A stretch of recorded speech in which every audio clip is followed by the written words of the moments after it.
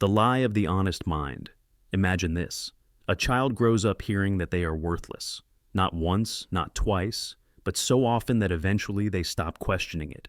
They internalize it. It doesn't matter that it's a lie. It doesn't matter that reality would call it false.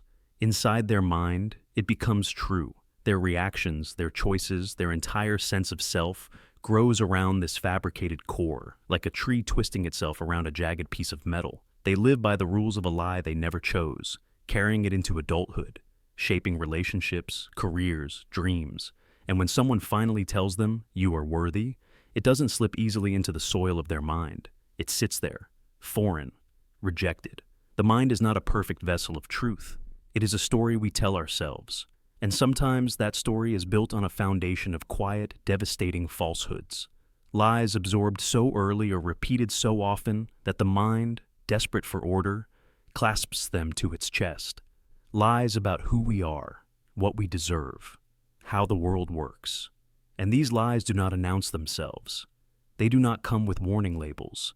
They weave themselves seamlessly into our memories, our explanations, our identities. You can live an entire life under their weight, believing you are free. Consider the phenomenon of false memories. In courtrooms across the world, witnesses have sworn under oath to events that never happened.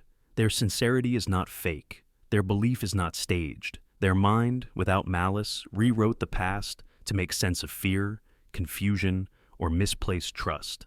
A misplaced detail here, a reinterpreted action there, and soon the mind erects entire false architectures, utterly real to the person inhabiting them. The most chilling part is not that people lie, it's that they believe the lie to the marrow of their bones. The mind prefers a coherent falsehood to a fragmented truth.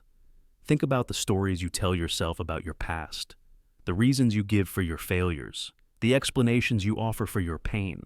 How much of it has been edited, refined, retold so many times that it has hardened into something that feels inevitable? Sometimes the lie is not planted by others.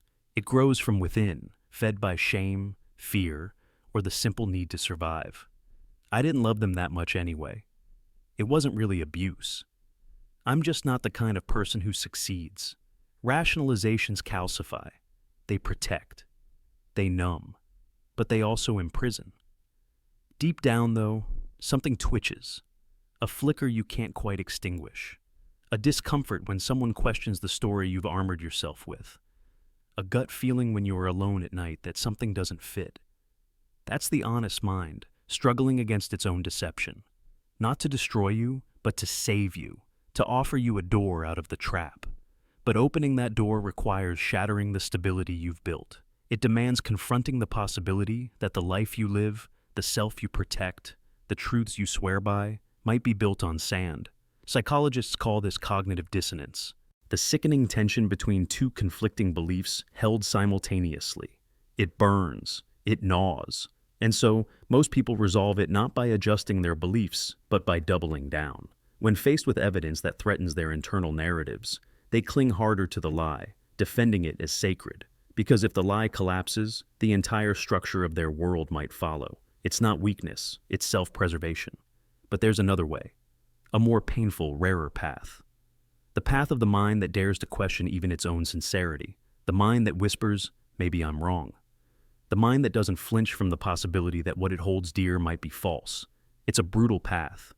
It feels like betrayal. It feels like death. Because in a way, it is. The death of a version of yourself that was never fully real. But only by passing through that death can you reclaim your freedom. Only by digging through the ruins can you find the bones of something more enduring. The lie of the honest mind is not a failure of intelligence. It is a survival mechanism, a testament to how badly we need meaning, even if that meaning is poisoned. But you are not condemned to remain trapped by it. You can notice the twitch, the unease. You can peel back the layers of stories and examine them, however painful it is. You can become suspicious of certainty, even your own. And in that suspicion, there is hope. It is terrifying to dismantle your illusions. It feels like falling through the floor of everything you know. But if you survive that fall, if you resist the urge to stitch the old lies back together just for the comfort of coherence, you may discover something far rarer than certainty. You may discover humility, compassion, the ability to live with questions instead of demanding answers, the ability to hold complexity rather than grasping for simple, brutal stories. You were not born with your lies. They were given to you, or you crafted them to endure something unbearable. Either way, they are not the final word on who you are. Somewhere deeper, under the armored narratives and loyal fabrications, there is a truth not built on fear. It is quieter than certainty, more fragile than pride, but it is real. The lie of the honest mind does not make you a fool. It makes you human.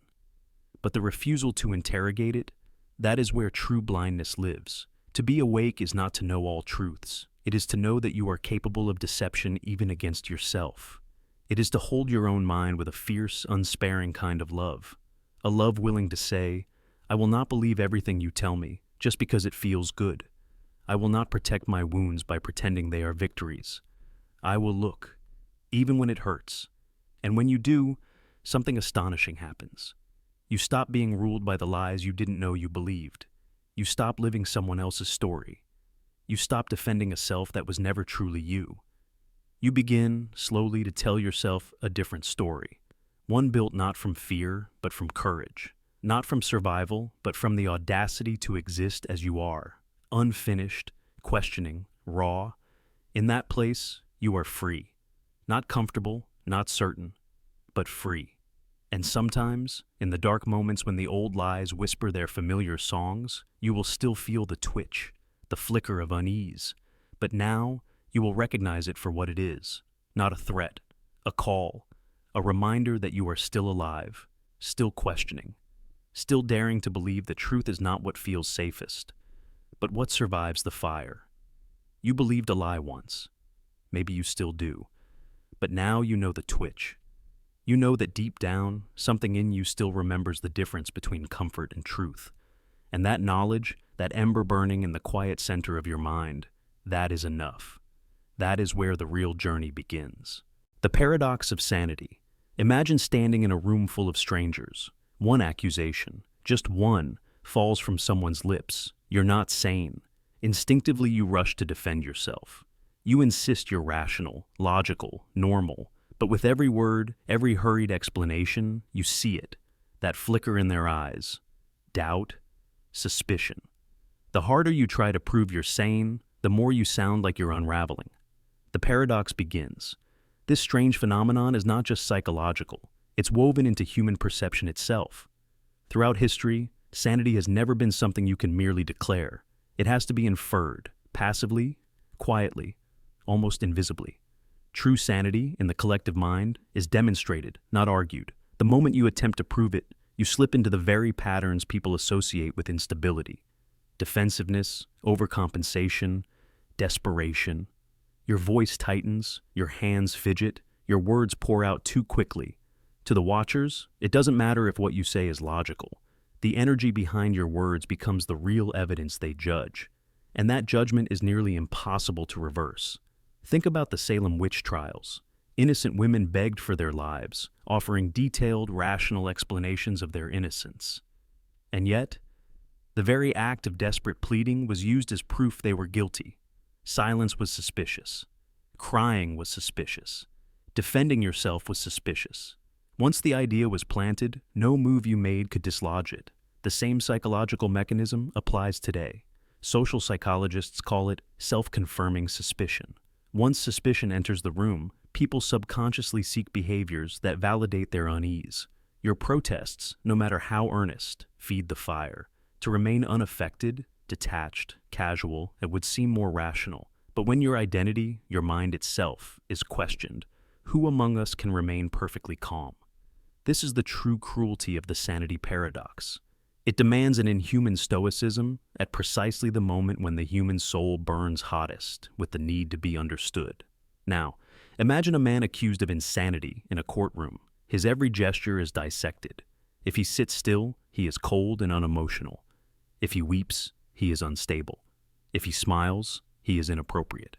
If he stays silent, he is hiding something.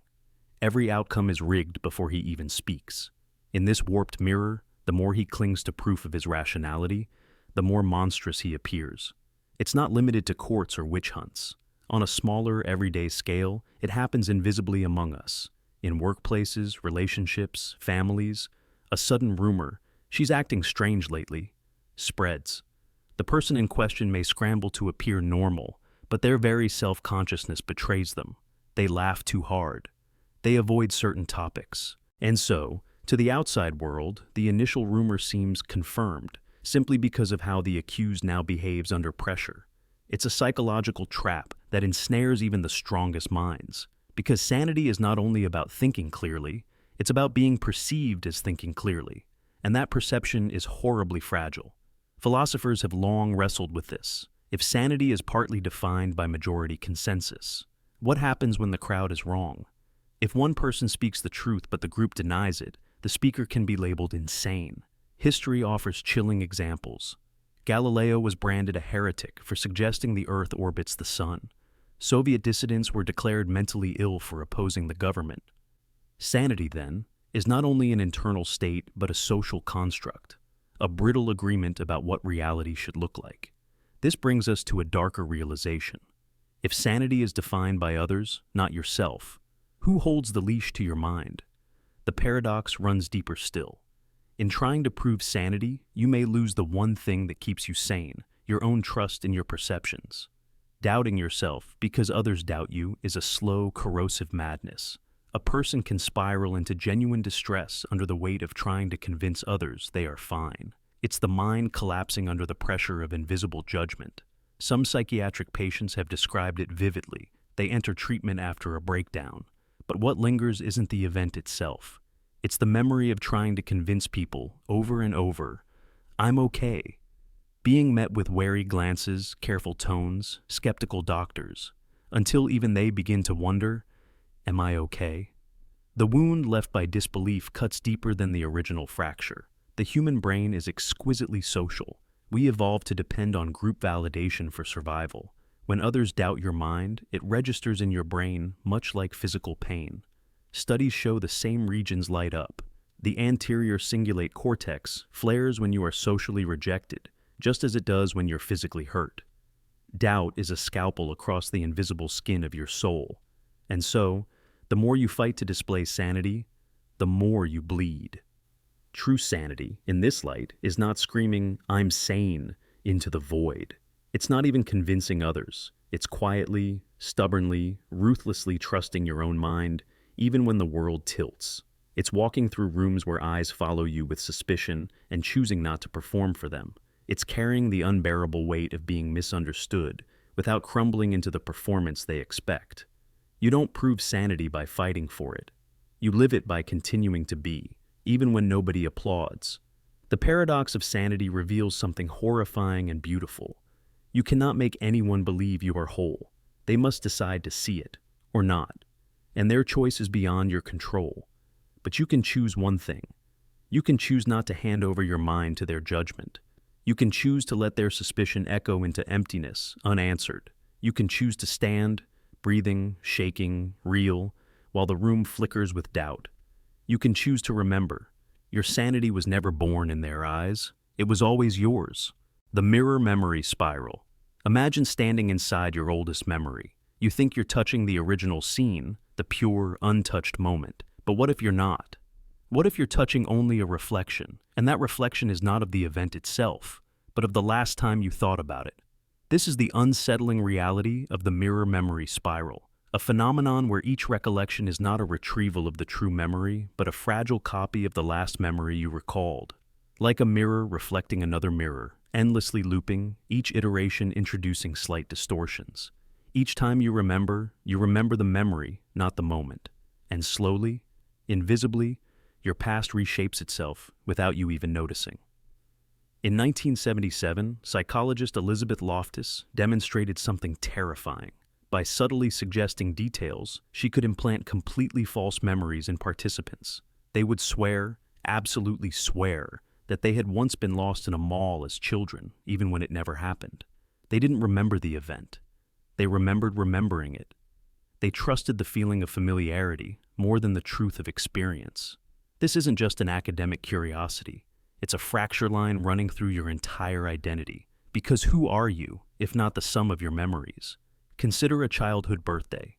You picture the cake, the faces, the moment the candles flickered out. But science tells us, if you've recalled that memory many times, what you're remembering now might bear little resemblance to what truly happened. Your brain, each time, stitches in new feelings, new interpretations, subtle emotional edits. Maybe one year you felt proud blowing out all the candles. Maybe the next, loneliness crept in. That loneliness, once attached to the memory, rewrites the entire day. You are a painter endlessly repainting your own portrait, without realizing the brush is even in your hand. Neurologists explain that memory is not a hard drive, storing perfect records. It's an active living process. When you recall, you reopen the neural pattern, make it vulnerable to change, then restore it in its altered form. And that altered form becomes your truth. Over and over. It's called reconsolidation. A term so clinical, so mechanical. But its effects are anything but sterile. It means your dearest memories, your first kiss, your greatest loss, your moments of purest joy, may not be what you think they are. They've traveled through dozens, even hundreds of cycles of re-remembering. Each echo of the original slightly warped by mood, stress, wishes, shame, pride, love, or loss. You don't remember the moment, you remember the memory of remembering it. And that chain may stretch back so far that the original event is lost entirely, like a dream you're sure you lived but can no longer prove. This is why siblings can argue about a shared childhood and both be telling the truth. Their truth. Their memories have spiraled differently over time. Two artists, two paintings, from the same blank canvas. And it gets even more haunting. In 2011, researchers tested memory distortion by showing participants doctored photos, images of events that never happened, like a hot air balloon ride. Many participants, after repeated viewings, began vividly remembering the fictional event. They could describe the air, the feeling of lifting off, the laughter. They could feel it. Their brains, presented with an emotional cue plus a visual prompt, filled in the gaps. Emotion is the gasoline of memory. High emotion, whether joy or fear, burns a memory deeper, but it also burns it faster, more intensely, more wildly. And when you retrieve it, the heat can change its shape. A painful memory, visited often, can grow sharper, more overwhelming, more absolute. A sweet memory can become bittersweet or even painful, depending on who you've become since it first occurred. In trauma survivors, this spiral can become a prison. Each recollection etches fear deeper, but also subtly reshapes the fear itself. Some survivors later realize they don't remember the trauma itself. They remember the fear that remembering the trauma caused. A memory of a memory of a memory. Spiraling deeper into the psyche until the original wound is a ghost behind a hall of cracked mirrors. And here's the final, cruel twist. The more often you remember something, the less accurate it becomes. It feels stronger, more vivid, but it is less faithful to the truth. Vividness tricks the mind into thinking a memory is accurate. But in reality, it's only a sign that the memory has been reprocessed many times. Familiarity is not fidelity. This means your strongest memories, the ones you are absolutely certain about, may be the ones furthest from what actually happened. You might be living inside stories that never fully happened, entrapped inside reflections of reflections. So, what does that mean for you? It means the past is not fixed. Your identity is not fossilized. It means you have been, without knowing, an editor of your own life. It means forgiveness might sometimes mean forgiving yourself for things you never fully understood. It means regrets may not be based on reality, but on a mirror you kept polishing again and again until it looked like something else. It means the people you miss might not be the people who existed, but the people you remember loving. It means your wounds might hurt in a shape you shaped yourself. And it means wonder is still possible. Because if memory is a living thing, it can grow. It can heal. It can be touched with new light, not to erase the past, but to accept its shifting nature. To accept that you are not a static archive, you are a river. Every ripple carrying echoes of the last. You are not bound by your first moment, nor your first memory. You are sculpted by your choosing. And each memory you revisit, you remake. The mirror memory spiral is not only a trap, it is also a gift. A terrifying, beautiful, dangerous gift. You will never hold the past perfectly, but you can hold it tenderly. You can understand its imperfection. you can know that even in distortion, there is truth.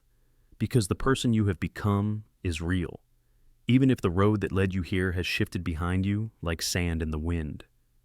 Memory is not a prison cell. It's a mirror maze. And sometimes, when you step carefully, when you breathe and open your heart, you will see something unexpected reflected back at you. Not just the past, but the possibility of who you are still becoming. The language collapse theory. Imagine for a moment that language itself is an illusion, that every word you've ever spoken, every sentence you've ever heard, is nothing more than a mutual hallucination we've decided not to question. Language collapse. Theory proposes something unnerving, that words themselves are not meaning. They are only sounds, vibrations in the air, marks on paper. What gives them meaning is not inherent. It's a fragile, invisible agreement, a contract signed blindly by every human being without truly understanding it. At its core, language is arbitrary. The word tree doesn't contain the essence of a tree. Love doesn't contain love. They are placeholders, empty vessels we fill with personal, cultural, and emotional significance. And yet, we live and die by them. We start wars, end relationships, build nations, and destroy them. All because of sounds we have collectively decided to pretend mean something profound. Think of a child first learning to speak. When they babble, they are simply making sounds. Over time, through repetition and reward, they learn that certain noises unlock doors. A certain sound gets them food. Another brings a hug. A third sparks laughter. Slowly the map of assumed meanings is built in their mind, but it's not natural. It's taught, imposed, conditioned. And what happens when the illusion fractures? If you say a word enough times, any word, even your own name, it begins to dissolve. Repeat apple 50 times. Apple, apple, apple. Soon the word feels strange, almost alien. It loses its grip. Its sound becomes disjointed from its meaning. This phenomenon is called semantic satiation, and it's the tiniest glimpse into how unstable our relationship with language truly is. Language collapse doesn't just happen in theory. It happens in real life, especially under extreme psychological or emotional duress. In moments of trauma, people report being unable to find words. After a severe stroke, a person might understand what a chair is, know its weight, feel its texture, but be utterly unable to recall the sound chair. Wernicke's aphasia, a condition where people speak fluently but without meaningful content, shows us that the engine of language can keep running even after its wheels have spun off. Consider the Tower of Babel story. Humanity, once united by a single language, dared to reach the heavens, and in punishment, their tongues were confused. Suddenly they could not understand each other. Progress halted. Civilization fractured.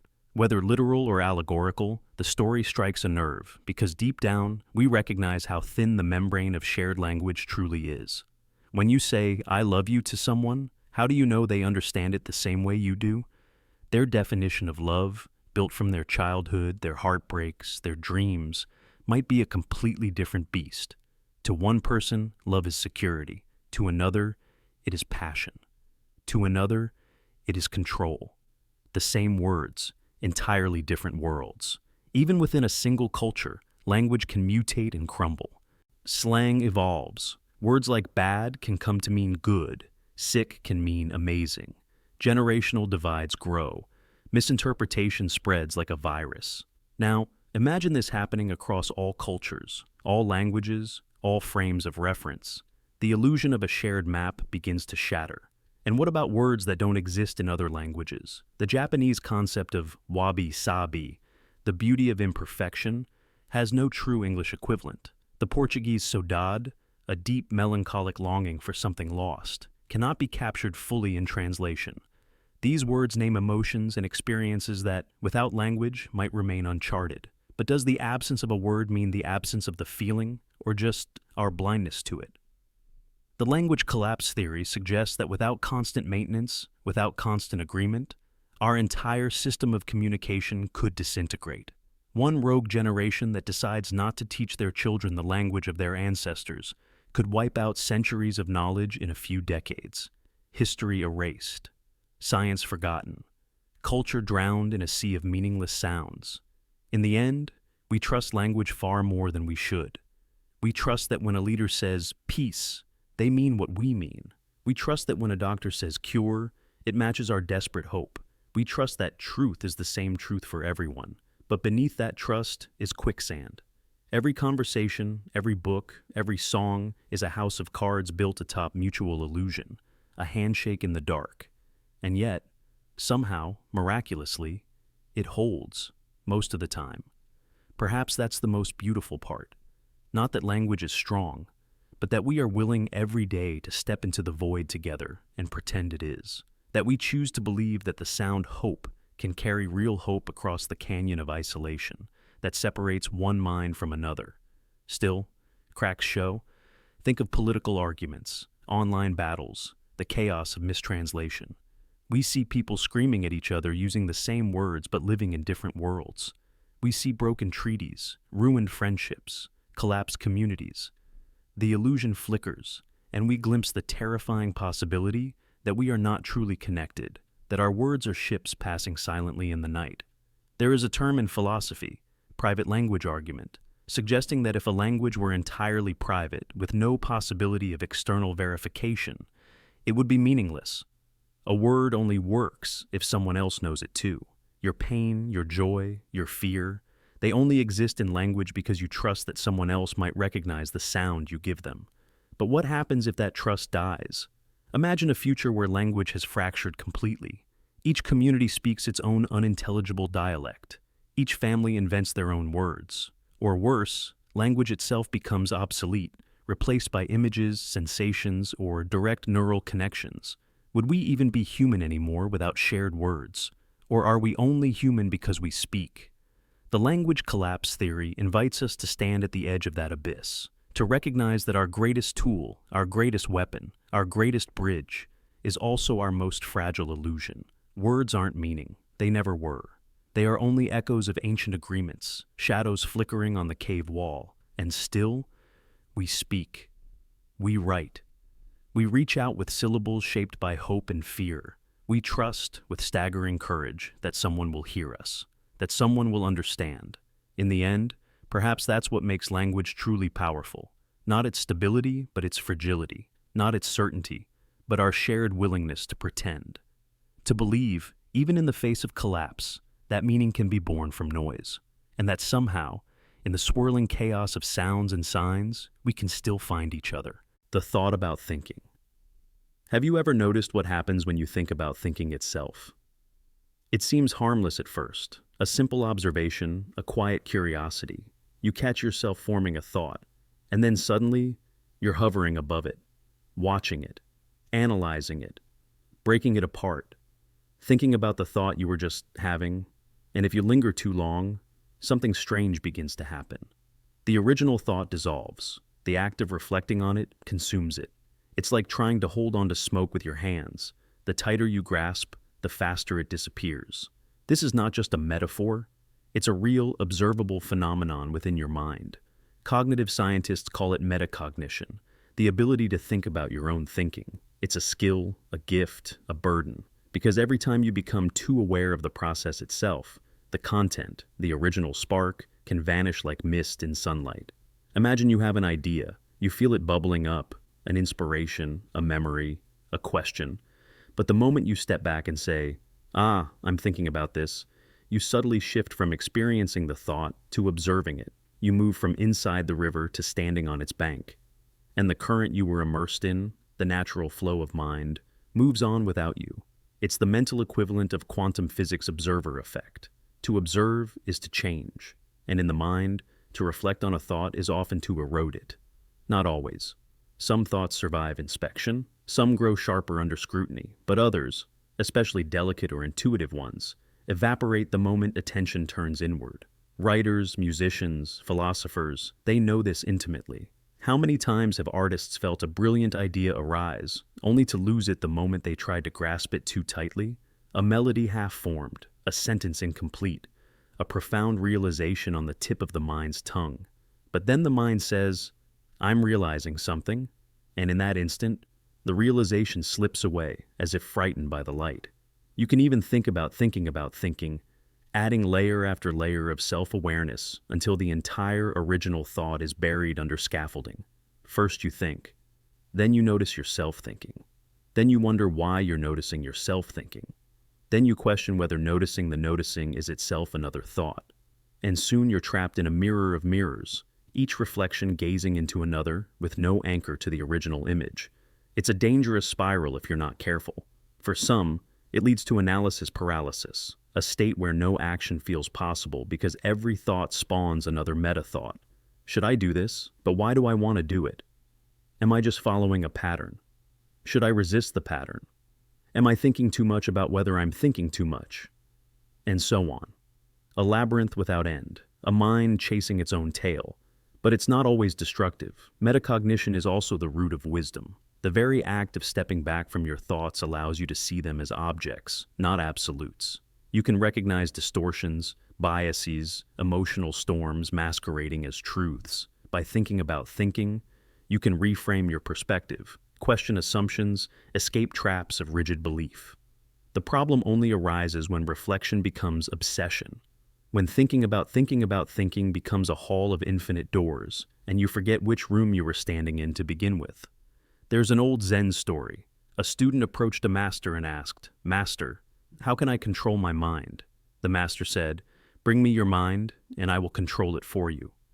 The student replied, "But I don't know where it is." And the master answered, "Then your mind is already controlled. The lesson is clear. If you chase your own mind too hard, you lose it. Sometimes thinking must be allowed to live and die naturally, to breathe without interference, to appear and dissolve on its own terms. Modern psychology backs this up. Studies show that overthinking increases anxiety, depresses mood, and can even impair memory. The more you rehearse a thought, analyzing it from every angle, the more distorted it becomes. Like a photocopy of a photocopy, each repetition degrades clarity. The original emotional truth, the raw intuition, becomes lost in translation. And yet, the temptation remains. Because thinking about thinking feels like progress. It feels like mastery. As if by holding the mind under a microscope, we could solve ourselves, heal ourselves, control ourselves. But the mind is not a machine to be dismantled. It's a field, a river, a living thing. So what do you do standing at the edge of this paradox? You learn to balance. You learn when to think about thinking. And when to let thinking simply happen, like breathing, like dreaming, like falling in love. You can analyze love to death and never feel it again. Or you can let it flood you, irrational, overwhelming, pure. The same is true of thought. Let's take a simple example. Imagine you're solving a puzzle. At first, you work methodically, trying different solutions, logical steps. Then you hit a wall. No answers come, and in frustration you step back. You stop thinking for a while. You take a walk. Let your mind wander.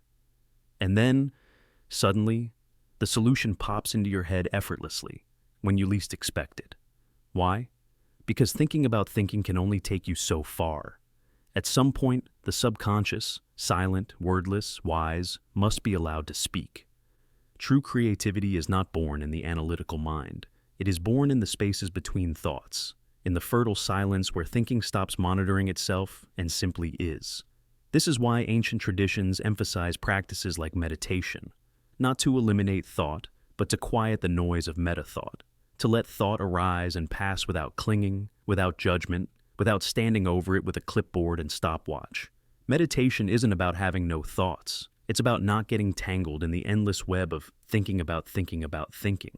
It's about returning to the present moment, where thought can be as light and passing as a breeze through an open window. You think. You notice. You let go. A thought arises. You smile at it. You watch it float by. And in that letting go, paradoxically, you often find the deepest insights. The greatest thoughts are not forced. They are not captured by dissecting the mind under a sterile light. They are gifts, blooming when the mind is soft, attentive, but not self-devouring. You can think about thinking. You can even think about thinking about thinking. But if you do so forever, you will lose the taste of thought itself. Like chewing the peel until you forget the fruit. At the end of the day, perhaps the wisest course is simply to live your thoughts. Let them come. Let them go, like waves, like breath. like the pulse of existence itself. You are not your thoughts. You are the sky they pass through. You are the ocean beneath their restless surface. You are the presence that remains when the last thought has flown away into silence. And sometimes, the most powerful thought is the one you never try to catch at all. The reality box trap. Imagine being born inside a box. A box crafted not with walls or metal, but with ideas. Beliefs passed down like heirlooms. Stories about what is real, what is right, what is possible. At first, you don't even notice the box. It feels like the world itself. The limits it sets are invisible, natural. You move, you think, you dream, but only within the walls you cannot see. They tell you, this is how it's always been. This is all there is. This is truth. And you believe them. Not because you are weak, but because trust is survival. A child must believe the voices that feed it, clothe it, guide it. And so, belief becomes second nature, unquestioned, internalized. Your reality hardens, shaped by rules you never chose but cannot imagine breaking. Inside your box, you build a life. You make meaning. You chase dreams, but only the dreams allowed by your invisible walls. You think you are free. You think you are awake. But somewhere, deep beneath your inherited certainties, a question flickers, a doubt. A sense that maybe the sky is not made of wood and nails. That maybe these limits are not laws of nature, but human inventions. That maybe there is something beyond the box. If you dare to listen to that flicker, if you dare to push your hand against the wall, you feel it give, just slightly. A breath of cold, alien air leaks through.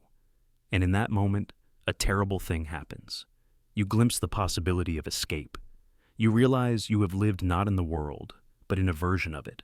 Tailored, edited, constrained. You step toward the crack. You widen it. You look through. And the moment you do, the voices rise. Not the voices outside first, but the ones inside your own mind. Fear. Guilt. Doubt. Who are you to question everything? Who are you to think you could know better than the millions before you? The box has defenders, and the first is always within. If you persist, if you tear open the wall and try to climb through, the outer voices come. Friends, family, mentors, strangers.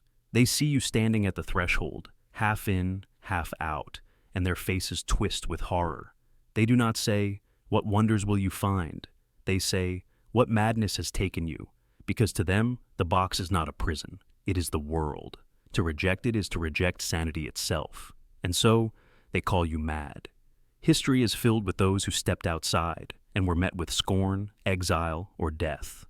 Galileo, who said the earth moves. Socrates, who questioned everything until they gave him poison. Every prophet, every revolutionary, every soul who dared to say, "There is more," first paid the price of being called insane.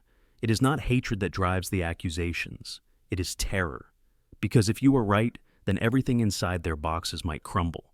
And for many, the death of a lie is more frightening than the death of a body. It's easier to call you mad than to face the trembling foundations of their own world. The reality box trap is not just personal, it is collective. Whole societies build massive ornate boxes of belief. Economies, religions, political systems, traditions. They do not survive because they are true. They survive because enough people agree to pretend they are unbreakable. The box becomes self-reinforcing. To doubt it is heresy. To question it is treason. And so, the trap tightens. You stay because leaving means loneliness, alienation, vulnerability. It means standing naked in a world without walls, exposed to the terror of infinite possibility. But sometimes, someone leaves anyway. They step fully out. They wander beyond the ruins of old certainties. They are lost for a while, terrified, disoriented. Every step feels like walking on air, with nothing solid beneath. They are tempted to turn back, to seal the crack, to return to the comfort of shared delusion. But if they endure the vertigo long enough, something happens. Their eyes adjust. They begin to see with a clarity impossible inside the box. They realize that reality is not a cage to be obeyed, but a frontier to be explored. That truth is not a list of rules, but a living, shifting landscape. That freedom is not safety, but movement, creation, birth. And once you taste that freedom, the box, for all its promises of belonging, cannot lure you back. You become something different. A stranger to those who stayed behind.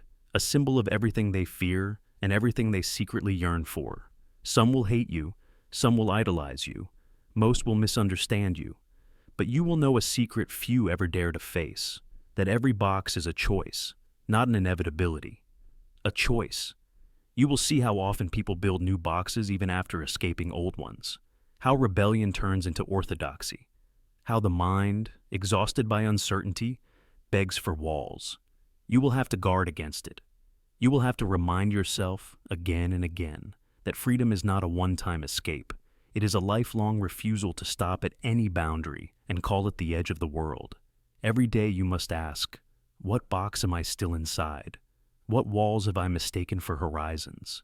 Whose voices still echo in my decisions, long after I thought I left them behind? And when you feel the old fear rising, when you are tempted to shrink yourself to fit inside someone else's comfort zone, remember this: they will always call you mad, until they call you visionary.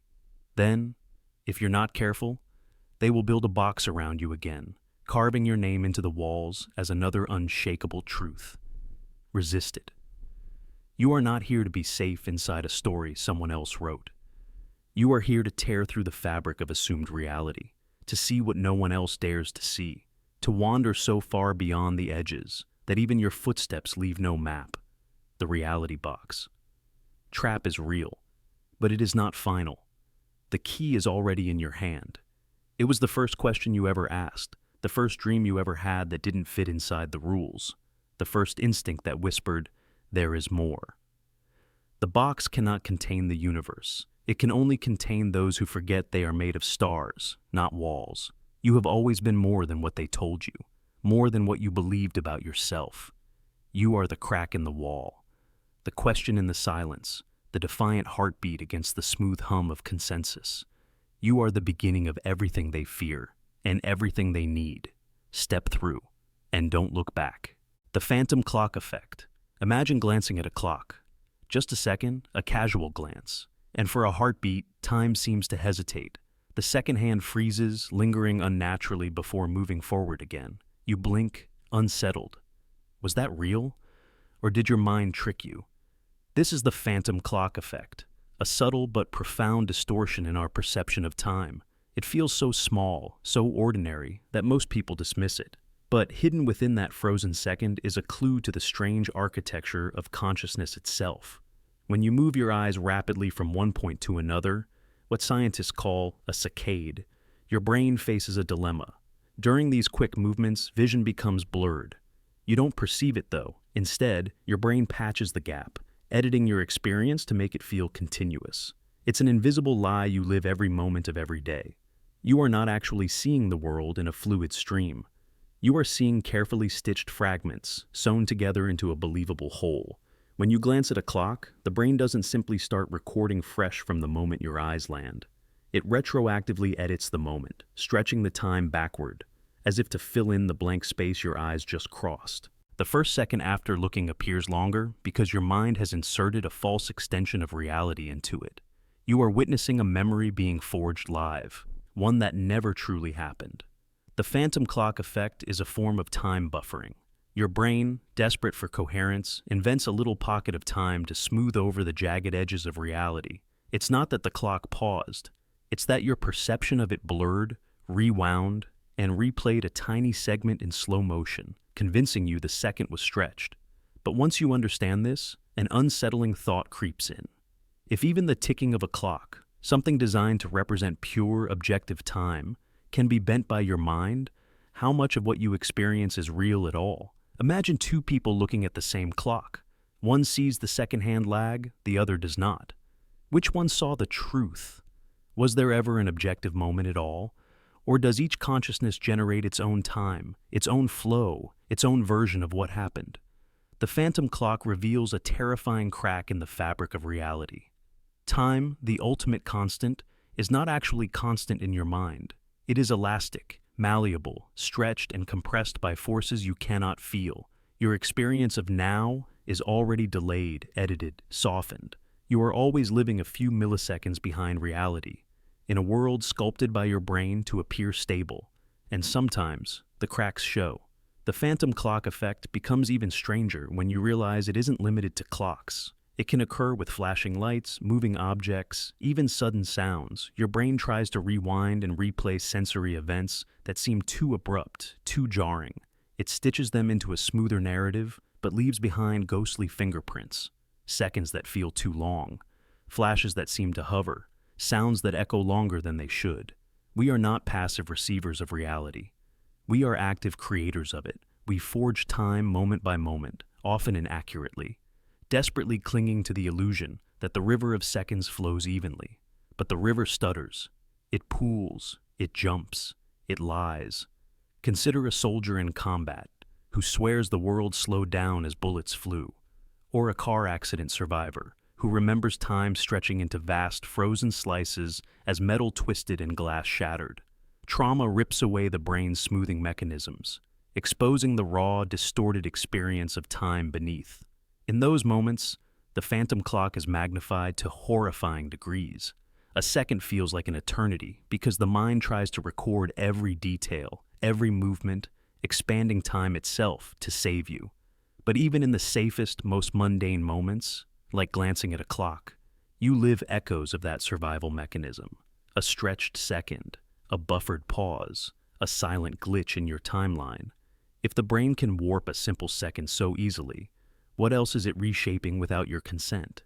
When you argue with someone about how long an event took, a conversation, a pause, a glance, you are arguing about memories already bent by unseen forces. Neither of you is objectively correct.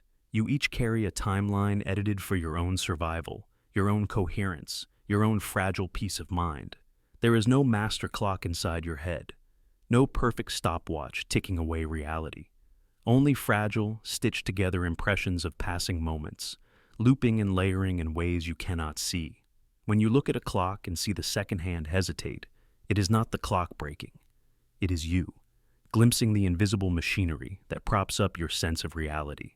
You are seeing your own mind buffer against chaos, creating a pocket of false stability, a desperate attempt to pretend that time is clean and smooth. It isn't. The phantom clock reminds us that time, as we experience it, is a negotiation between what is real and what must appear real for us to stay sane, a delicate agreement between perception and survival. You don't see time. You see your mind's best guess at time. You don't live inside an unbroken river of moments. You live inside a carefully edited memory, a story written in real time, riddled with invisible gaps, stitched with invisible seams. Next time you glance at a clock and feel that strange, lingering pause, don't brush it away. Let it haunt you. It is the briefest glimpse into the terrifying truth. You are not watching time. You are watching yourself.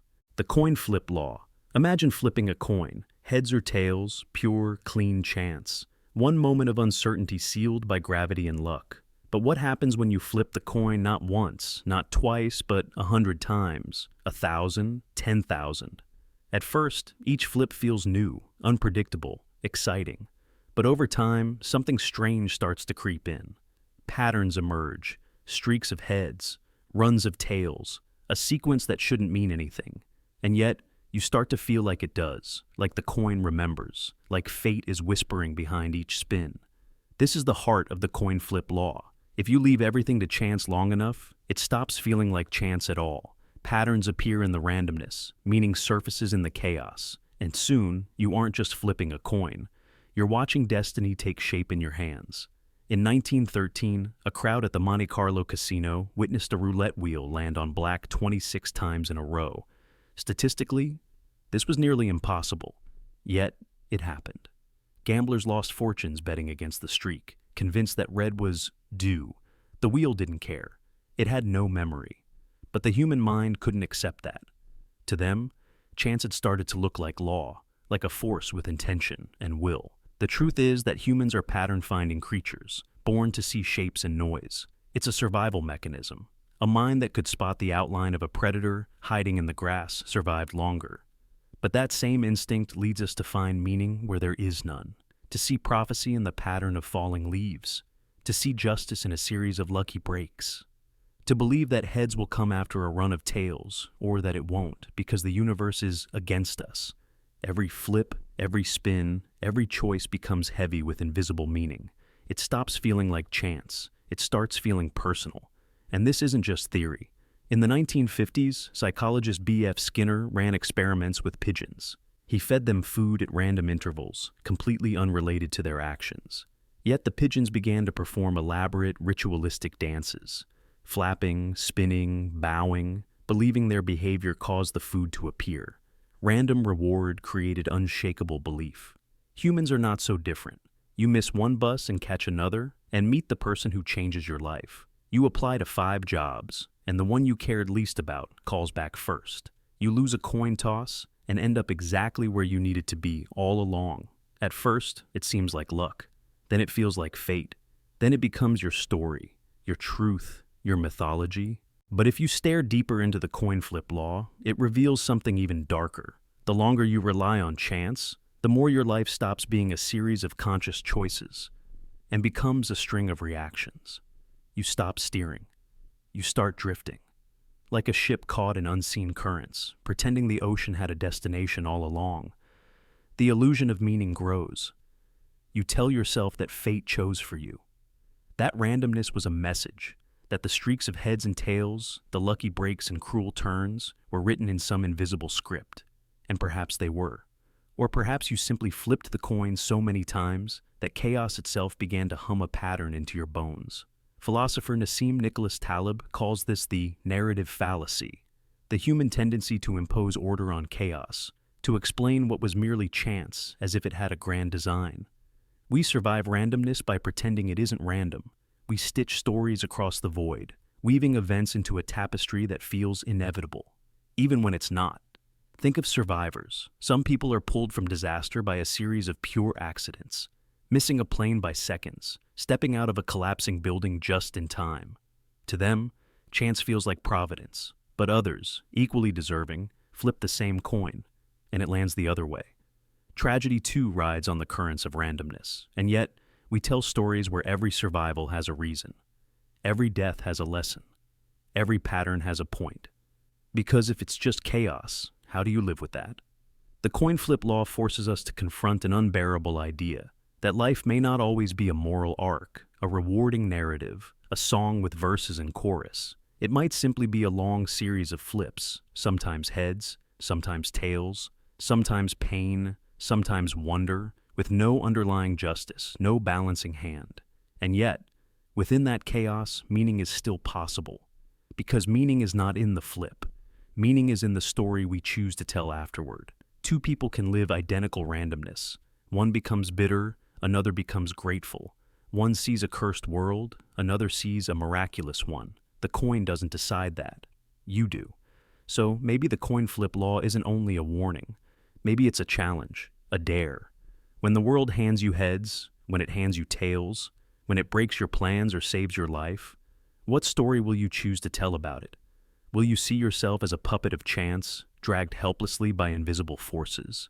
Or will you see yourself as a storyteller, weaving meaning from chaos, building a life not from what you were given, but from how you chose to shape it? Every time you wake up, every decision you make, every breath you take is a flip of the coin. You don't control the spin, but you control what it means. And over time, those meanings stack up. They spiral into habits, beliefs, hopes, fears. They build the architecture of your soul. The coin is still flipping, right now. It always was. But you are not powerless. You are not lost. You are the pattern hidden inside the randomness. You are the echo of every chance you survived. You are the meaning behind every meaningless flip.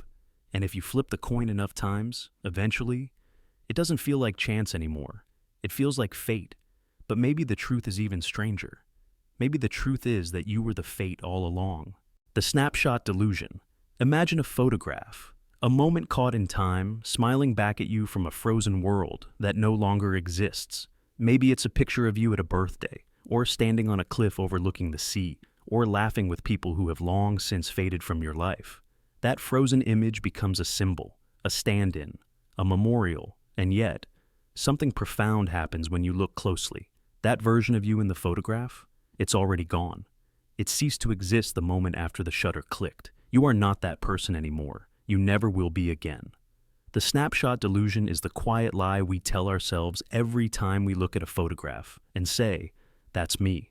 We believe the picture captures who we are, but what it captures is who we were, an echo, a memory, an impression trapped in chemical reactions, or pixels, a version of you defined by a single fraction of a second in an endless river of becoming. The truth is, identity is not static. Your cells are constantly dying and regenerating. Your memories are reshaping themselves. Your emotions shift, evolve, contradict. Every breath you take, every word you speak, every decision you make creates tiny, imperceptible changes. You are a process, not a thing. A verb, not a noun. Think back to your childhood photos. Do you recognize the person you see? Their dreams? Their fears? The way they smiled when they thought no one was looking? That child still echoes inside you somewhere, but they are not you. Not anymore. You have shed them like old skin. Their joys, their sorrows, their beliefs. They are artifacts now, preserved in amber but no longer living. And yet, photographs trick the brain. Research has shown that looking at old pictures stimulates the same neural pathways as recalling living memories. Our brains conflate the static image with the fluid self. We see the frozen smile and believe it tells the whole story. But the photo shows nothing of the minutes before the smile. Maybe you were anxious or tired or angry. It shows nothing of the moments after. Maybe tears followed or silence. It is a single heartbeat ripped from the symphony of a life. We even construct entire narratives from these frozen images. A photograph of a couple laughing together might become the proof of a happy relationship, ignoring the fights, the silences, the fractures hidden outside the frame. A graduation photo becomes the story of pride and accomplishment, forgetting the doubts, the fear, the struggle that led there. We build myths from snapshots, believing in a continuity that never truly existed. The snapshot delusion also feeds into the illusions of permanence and nostalgia. We long to return to who we were in some perfect moment. We chase the ghost of a smile, a feeling, an identity that was never meant to be preserved. But the river of time only moves forward. Trying to step back into a photograph is like trying to catch smoke in your hands. Social media has amplified this delusion to an industrial scale. Millions of images flood the digital world every second, each one claiming to represent a moment, a life, a self. Filters smooth over wrinkles. Poses replace authenticity. Moments are staged, curated, engineered for consumption. And yet we look at them and believe them. We forget that every image is a mask layered over a deeper, shifting reality. Even the very act of being photographed can distort reality. Studies show that people often behave differently when a camera is present, posing, altering their natural expressions, subconsciously editing themselves for the imagined viewer. The moment captured is not the moment that truly happened. It is a performance frozen forever, convincing even the subject themselves that this was who they were. And what about the images we don't control? The candid shots taken by strangers, the surveillance footage, the family photo you didn't want taken. These unchosen images often reveal the greatest fracture between who we think we are and how we appear to others. Yet, even they are lies of a different kind, because appearance alone can never capture the layered storm of thoughts, feelings, contradictions, and evolution happening inside. At the heart of the snapshot delusion is a deeper existential fear, the fear that we are not permanent, that there is no stable I to preserve, that everything we call me is nothing more than a dance of memory, biology, perception, and hope. A photograph offers a comforting illusion that at least for one moment we were real, whole, and knowable, that there was a you solid enough to be captured. But reality is harsher and more beautiful. You are not the photograph. You are not even the memory of the photograph. You are the ever-changing river that cannot be stopped, paused, or reversed. You are the becoming, not the snapshot. And there is power in recognizing that. Power in letting go of the desperate need to anchor yourself to frozen images. Power in embracing the fluid, wild, unpredictable truth of your existence. You are not obligated to be the person you were in an old photo. You are allowed to change, to outgrow, to become unrecognizable even to yourself. Next time you hold an old photograph, look at it with new eyes. See it not as a mirror, but as a fossil. A beautiful, poignant artifact of a self that helped build who you are, but is not who you are now. Thank that past version. Mourn them if you must. But do not mistake them for yourself. Because the real you, the breathing, breaking, dreaming, evolving you, can never be captured by a lens, can never be frozen in a frame, can never be defined by a single image, no matter how vivid. You are something infinitely more extraordinary. You are the movement between moments. You are the living proof that no snapshot could ever be enough. The genetic puppet concept. Imagine for a moment that your thoughts are not entirely your own, that the dreams you chase, the fears that keep you awake, the desires that pull at you from the depths, were written into your body long before you were born. Not by you, not even by the world around you, but by the countless lives that ended before yours ever began. You are, in a way, a genetic puppet, dancing to a symphony composed by ancestors whose names you'll never know. It's a chilling thought, isn't it? To realize that the strings you feel pulling you this way, and that might be invisible threads of DNA, tying you to the hopes and horrors of people who lived centuries ago. You walk their unfinished paths. You carry their unsolved problems. You dream their forgotten dreams, not consciously, not deliberately, but encoded deep within the machinery of your being, stitched into the architecture of your mind. Science has already shown that trauma leaves chemical scars on the body. Epigenetic markers can alter gene expression, meaning that intense fear, deep grief, desperate survival, all these can trigger changes in a person's biology that can be passed on to their children and their children's children. A wound, once carved into flesh and memory, can echo across generations, whispering through the blood of descendants who never knew the original pain. But what if it goes deeper than trauma? What if joy, ambition, stubbornness, guilt? What if even the shape of our daily thoughts is a kind of ancient inheritance? What if the tendencies you think are uniquely yours, the impulse to be cautious or rebellious or nurturing or destructive, are in fact echoes? Ghosts of emotional strategies that once helped your ancestors survive in brutal, unforgiving worlds? A woman 1,000 years ago learns not to trust the calmness of a forest because that was when predators struck. Her hypervigilance saves her children, and that survival stress is encoded, just slightly, into her lineage. Centuries later, you find yourself uneasy in stillness. You call it anxiety. You seek therapy. But part of it, just a fraction, was never yours to begin with. It was written into you as a kind of love letter to survival. A message sent through blood and time: stay alert, stay alive. Or a man, long ago, who lived through betrayal by those he trusted most. His descendants inherit an instinctive caution, a wall around the heart, a gut feeling not to give too much away. You think you're just being careful, you think it's a choice. But some part of you was born wary. The genetic puppet concept isn't science fiction. It's a plausible, increasingly supported model of how we are shaped by forces beyond our personal experience. Studies on mice exposed to certain smells paired with trauma show that not only do they become fearful of that smell, but so do their offspring, even though the younger mice have never been exposed to the trauma themselves. Somehow the fear carried forward, bypassing conscious memory, embedding itself into biology. Now magnify that across 1 million human lives, across war, famine, migration, betrayal, survival, triumph, and despair. Think of the cumulative emotional coding layered into your existence, the wars you never fought, the famines you never suffered, the betrayals you never witnessed, all still pressing against your mind like a hidden tide, shaping the very landscape of your choices. How much of your ambition is your own? How much of your fear of failure is really about your own future? And how much is a relic of ancestors who failed, who starved, who lost everything because they took a risk? How much of your craving for safety, your hunger for love, your instinct to fight or flee or freeze, how much of it is inherited memory, distilled through countless generations of life and death? The genetic puppet concept forces us to rethink free will. You are not a blank slate. You are not a self-invented creature. You are a continuation, a vessel, a living manuscript being written in layers too deep to consciously edit.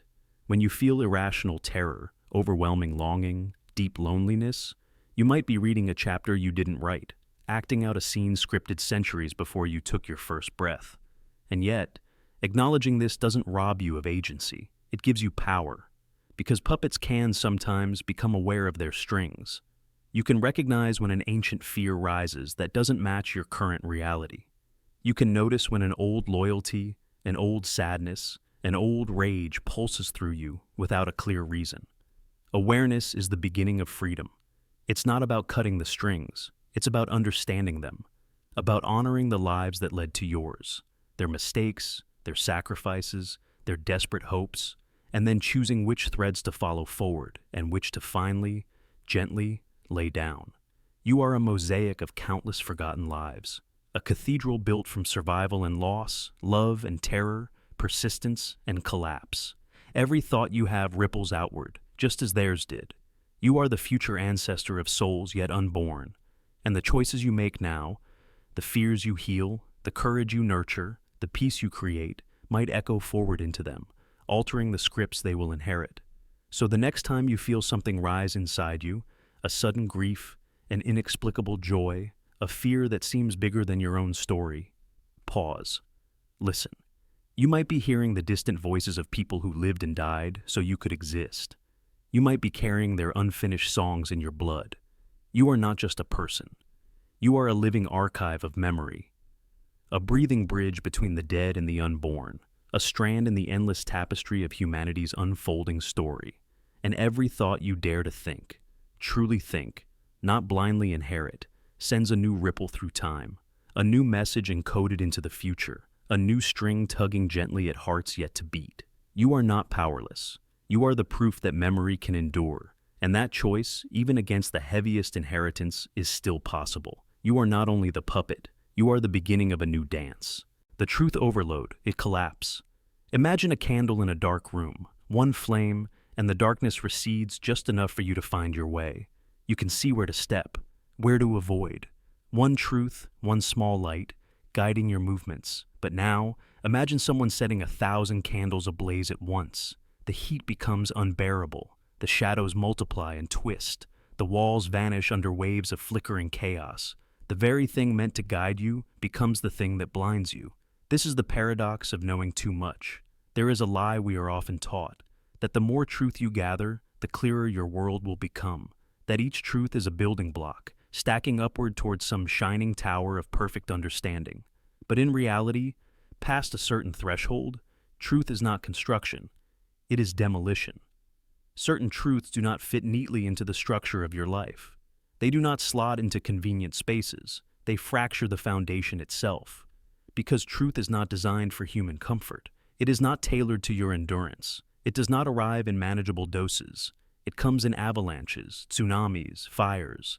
It comes without mercy for your mental architecture. And if you are not careful, it does not set you free. It shatters you.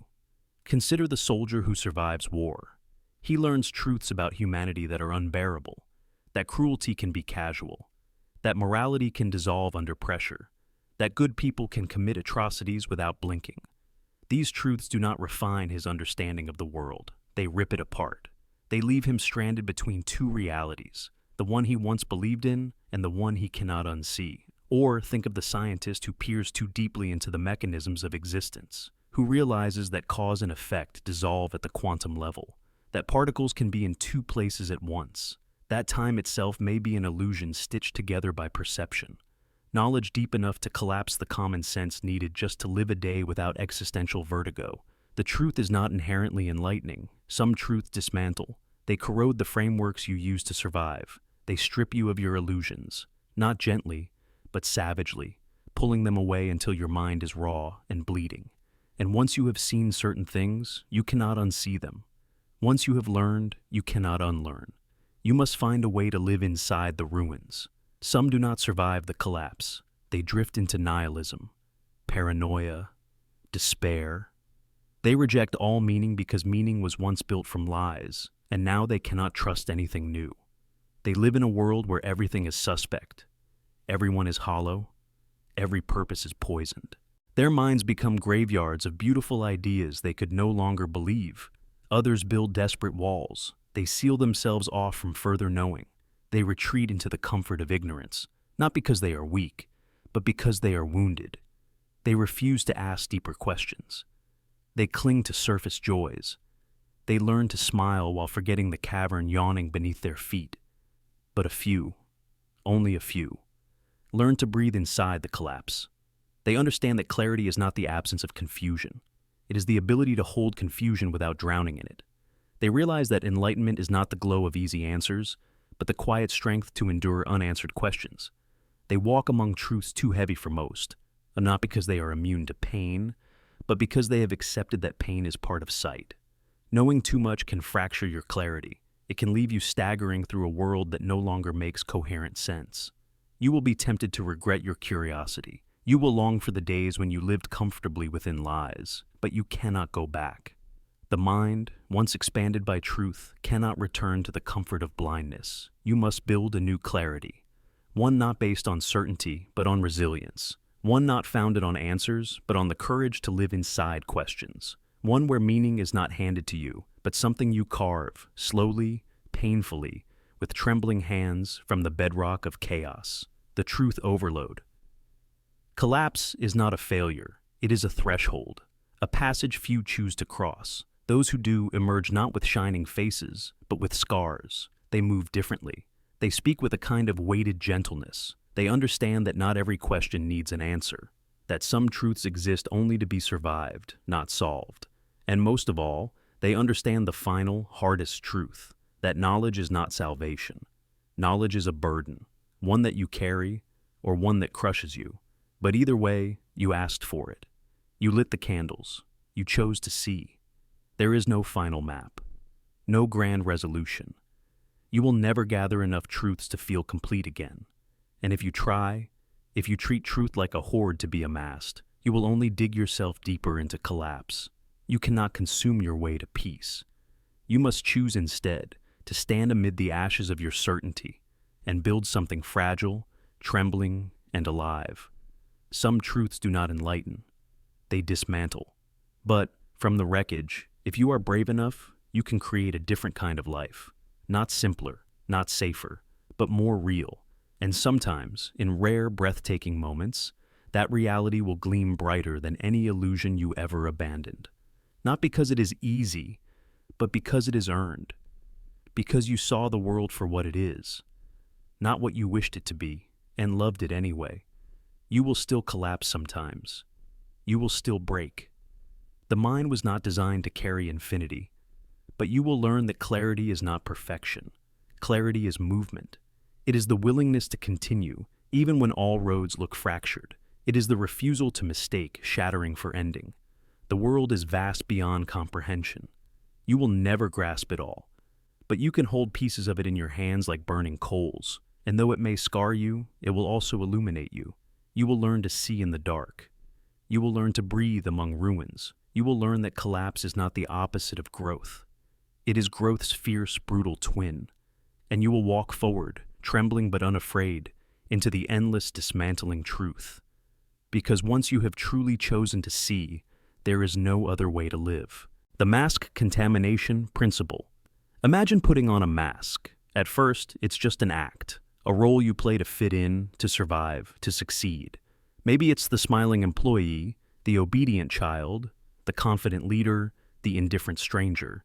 You know it's a mask. You tell yourself you'll take it off when you're alone, that underneath it all, you're still you. But days pass, then months, then years. You forget the weight of it pressing on your face. You forget the tiny adjustments you once made to hold it in place. The mask grows lighter because your skin begins to accept it, because your muscles start shaping themselves around it. Until one day you reach up not to remove it, but to straighten it, thinking it was your real face all along. This is the mask contamination principle. The longer you wear a role, the more it stains you, the more it rewrites you. At first, it seems harmless, a necessary shield. Society demands it, work requires it, relationships reward it. Be polite, be strong, be perfect. Each demand molds the mask tighter, thinner, more seamless against your flesh, and you, trying to survive, allow it. But identity is not built of stone. It is clay, endlessly soft beneath pressure. Neuroscientists have shown that repetition carves the brain. Practice rewires neurons. Habits sculpt personality. Pretend long enough, and the pretending becomes permanent. You think you are safe because you know you are pretending. But your brain does not care what you know. It only cares what you do, again and again and again. Behavior, repeated enough, does not stay external. It tunnels inward, carving new rivers in your mind. The mask you wear for survival becomes the skin you inhabit without question. Actors sometimes speak of this, how deeply inhabiting a role can linger long after the camera stops rolling. The sadness, the anger, the arrogance of a character. It bleeds into the real person, staining thoughts, clouding emotions. Method actors report depression, insomnia, rage, not because the role was fake, but because the mind does not distinguish well between what is performed and what is lived. And you don't have to be an actor to experience it. Every time you smile when you are dying inside, every time you nod when you want to scream, every time you act indifferent when something shatters your soul, the mask tightens. It learns. It burrows deeper. Eventually, you forget the difference. You forget you ever hated the office persona you crafted. You forget you once promised yourself you'd never become that cold parent, that distant friend, that ruthless competitor. You become them, by inches, by fractions, so slowly you don't notice. And when someone finally asks you, "Who are you, really?" you search inside and find only silence, a hollow, echoing absence where your true face once lived. This contamination runs deeper than psychology. Even ancient myths spoke of it. Warriors who wore masks of beasts in battle began to lose their human selves. Priests who donned ceremonial faces for rituals became possessed by the spirits they pretended to honor. The mask was never just a disguise, it was a portal, a vector, a seed planted in the soul. Modern life has only multiplied the masks. Online personas, professional images, social media performances, curated perfection. Each account, each interaction, another thin layer laid across the raw skin of who you once were. Each moment demanding, not asking, that you be slightly less authentic, slightly more polished, slightly more consumable. And underneath, the original self gasps like a drowning thing. The contamination is slow but relentless, like rust, like rot. You won't notice it until the day you react to something, and the reaction feels foreign, mechanical, pre-scripted, or the day you look in the mirror and see a stranger's eyes peering back. Or worse, the day you no longer notice at all. You might try to peel the mask off then, but it clings. It tears skin when pulled, because it has rewired the flesh below. You cannot simply go back to who you were. There is no back. Only forward, into a future where healing requires carving new identities, slowly, painfully, deliberately, or wearing another mask. This is why some people fear silence, fear stillness, fear vacations, therapy, loneliness, because without the constant reinforcement of their role, without the endless reminders of who they are supposed to be, the cracks start to show, the mask slips, and the raw, unmasked soul underneath is so unfamiliar, so battered, it feels alien, terrifying, broken. But the truth is, the broken feeling is not failure. It is survival. It means some piece of the original you, the real you, survived under the mask's weight. It means you can still hear the faint heartbeat of authenticity, buried deep beneath the performance. Recovery begins there, not with ripping off the mask in one dramatic gesture, but with learning to sit, quietly, patiently, with the brokenness, to remember your real voice, to grieve the parts of yourself you abandoned, to reclaim what still remains, to forgive the version of you who thought the mask was necessary, because it was necessary. It saved you once, until it began to erase you. The mask contamination principle is a warning, but it is also a call to remember you were not born to be a role, you were not meant to be a performance, you were not created to be digested by others. You were meant to be alive, messy, imperfect, raw, real. Next time you feel the mask tightening, next time you feel yourself slipping into a version of you that you created only for survival, remember, the mask can protect, but it can also consume. Choose which parts of yourself you're willing to let it touch, and which parts you must protect, even if it costs you everything. Because in the end, the world will try to reward the mask, but only you can save the soul behind it. The Dream Mismatch Law.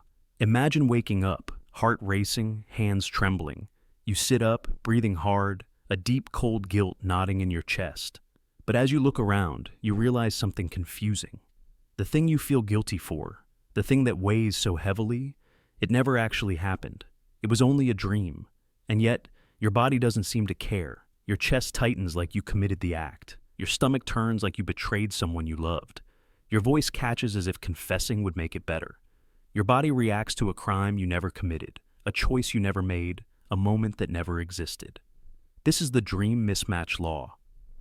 A cruel, invisible phenomenon where your emotional and physical responses become trapped by a dream's false reality, where guilt, grief, shame, or fear bloom fully inside you, even though the cause was nothing more than a flicker of your sleeping mind. And it feels real because, to your body, it was. Dreams are not imaginary fantasies in the mind's attic. During REM sleep, your brain runs full simulations, activating the same neural circuits that fire when you're awake and living real experiences. To your nervous system, a betrayal in a dream lights up the same circuits as one in waking life. Your brain pumps the same adrenaline. Your heart beats the same terror. Your gut coils with the same regret. The difference is only in the source, not in the reaction. This mismatch between reality and reaction can destabilize you. You know logically that it was just a dream, but logic is a whisper against the roar of emotion. Your hands still shake, your breath still shudders. You avoid someone's gaze because your dream self wounded them, even though they're smiling at you now, unaware of the crime you only dreamed of committing. In 2014, a team of neuroscientists studied dream-induced emotions and found that the brain processes social dreams, ones involving betrayal, guilt, or loss, using the same networks it uses for real-world moral decision-making. The medial prefrontal cortex, the anterior cingulate, and the amygdala light up as if you had truly made those choices. Your body cannot distinguish between dream guilt and real guilt. It's not a hallucination, it's an uninvited reality, a scar from a battle you never fought. And sometimes, that scar lingers. People report avoiding friends or partners after dreams where trust was broken. Some people apologize for dream actions they never took. Others carry a low, dull shame for days, feeling deep down like they revealed something ugly inside themselves, even if it was only a phantom self created in the dark. Dreams dig past your conscious self. They are built from fragments, fears you won't say aloud, anger you suppress, desires you deny. So, when you dream of doing something terrible, it doesn't feel random. It feels revealing, like maybe the dream unearthed a truth you didn't want to see. Maybe that's why the guilt bites so deep, because even though the event wasn't real, the emotion was. In psychology, this is known as the affective realism of dreams. The emotional core of a dream imprints itself into your memory with nearly the same weight as a lived experience, and sometimes it's heavier, because it feels like a betrayal, not just of others, but of yourself. You betrayed your idea of who you thought you were. Imagine a soldier dreaming of abandoning comrades in battle, a mother dreaming of harming her child, a lover dreaming of infidelity. Waking up doesn't erase those images, it brands them. It carves a small invisible scar inside the heart. And no amount of whispering, "it was only a dream," can fully erase the physical memory the body now carries. Dreams are supposed to be a safe place, a landscape where the mind roams free. But the Dream Mismatch Law reveals something darker. The mind's simulations can leave real wounds. They can plant real seeds of doubt. They can trap you in guilt for choices you never truly made, but now must somehow live with. There's even evidence that dream guilt can change future behavior. In studies, people who dreamed of failing a friend became more attentive afterward, more apologetic, more fearful of rejection. The dream didn't just haunt them, it rewired them. Guilt, whether rooted in reality or illusion, teaches the brain what to fear and avoid. This blurring between dream and real has philosophical weight too. If a dream can hurt you as much as reality, if it can bend your choices, rewrite your emotions, scar your soul, then how different is the dream world from the waking one? If you can love, mourn, sin, or repent inside a dream, how solid, really, is the wall between the two realms? What if guilt needs no real crime? What if sorrow needs no real loss? What if the mind is capable of grieving for a reality that never existed? the Dream Mismatch Law whispers something terrifying. Your identity is not just shaped by what happens to you, but by what you feel happened to you, even if it only happened in your mind. You are not only the sum of your experiences, you are the sum of your perceived experiences. And sometimes, the dreams you never lived weigh as heavily as the memories you did. So, the next time you wake up trembling, the next time your heart breaks for a crime you never committed, remember, your guilt is not meaningless. It is the echo of a mind so powerful, so vivid, so complex, that it blurs the boundary between thought and action, fear and fact. You didn't fail. You didn't betray. You dreamed. And if dreaming can break your heart, it also means dreaming can heal it. That the visions in the dark are not cages, they are mirrors. They show you the depths of your conscience, the sharp edges of your fears, the hidden corners of your soul you never dared light a candle in before. You are not guilty. You are human. And sometimes, the bravest thing you can do is forgive yourself for the ghosts you meet in the night. Because even dreams leave footprints. Even illusions leave echoes. Even imagined sins can teach you how deeply you care about doing what's right. You woke up, you chose again. That is enough. And every heartbeat after is another chance to be free. The reverse question loop. Imagine standing at the edge of your own mind, staring into the abyss of your own thoughts. You reach out with a question, trying to grasp, to define, to understand. But something strange happens. Instead of answers, the questions multiply. Instead of clarity, the ground beneath your certainty starts to crack. This is the reverse question loop, the unsettling phenomenon where, when you question your thoughts too deeply, your thoughts begin to question you back. At first, it seems simple. You wonder, why did I feel that way? Why did I make that choice? What am I really afraid of? But peel back one layer and you find another, and another. And soon, the original thought is no longer solid ground. It's a door swinging open into endless corridors of doubt, memory, instinct, and emotion. The thought you once trusted becomes a mirror, and the mirror looks back, asking, but who are you to ask? We like to believe our thoughts are tools, instruments we control. But the truth is, most thoughts arise unbidden, like echoes from a cavern we barely understand. You don't choose your first reaction to a tragedy. You don't consciously decide the exact shape of your anger, your longing, your fear. They arrive. They announce themselves. Only afterward do you scramble to make sense of them, to give them a name, to file them into neat categories like sadness or rage or hope. When you start to question where a thought comes from, you begin to see how little you actually control. Ask, why did I get angry? The mind might offer a memory, someone disrespecting you long ago, but then question that memory. Was it really disrespect? Or was it fear? Question deeper. Was it even your memory? Or was it shaped by stories others told you about yourself? Layer after layer peels away until you realize you're not just questioning your thoughts. Your entire framework of self-understanding starts to dissolve. Psychologists have long wrestled with this loop. Cognitive behavioral therapy encourages questioning negative thoughts, but even there, a danger lurks. If every thought can be questioned, then no thought is safe. No belief is beyond interrogation. Even I am a good person. Even I love my family. Even I exist. Each answer invites another question. Each certainty melts under the heat of self-inquiry. Philosophers knew this trap well. Socrates famously said, "The unexamined life is not worth living." But he also showed how relentless examination could unravel every certainty. In the end, Socrates knew nothing for sure. The more he questioned, the less he believed he understood. The reverse question loop is not just an intellectual exercise. It's a psychological descent. It's the moment you realize that questioning your thoughts is like questioning your own reflection in a river. The harder you search, the more the image shatters and shifts. In extreme cases, this loop can become pathological. Some individuals fall into obsessive questioning, unable to accept any thought at face value, spiraling into doubt, fear, derealization. It's a kind of mental vertigo, a free fall where even the most basic assumptions, this is my hand, this is my voice, this is real, start to feel hollow and distant. Have you ever felt it? That flicker of vertigo when you wonder, what if none of this is real? What if my memories are lies? What if the voice narrating my life inside my head is not really mine? Most people slam the door shut quickly. They retreat to the safe fortress of habit and assumption, but some stand there longer, staring into the unraveling. In those moments, you realize thoughts are not loyal. They are not friends.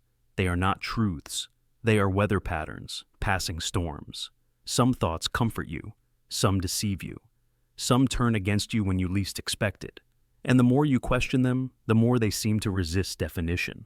Who am I, you ask? And part of your mind whispers back, who's asking? You try to pin down your motivations and find them slippery, shifting, rewriting themselves depending on your mood, your hunger, your fears.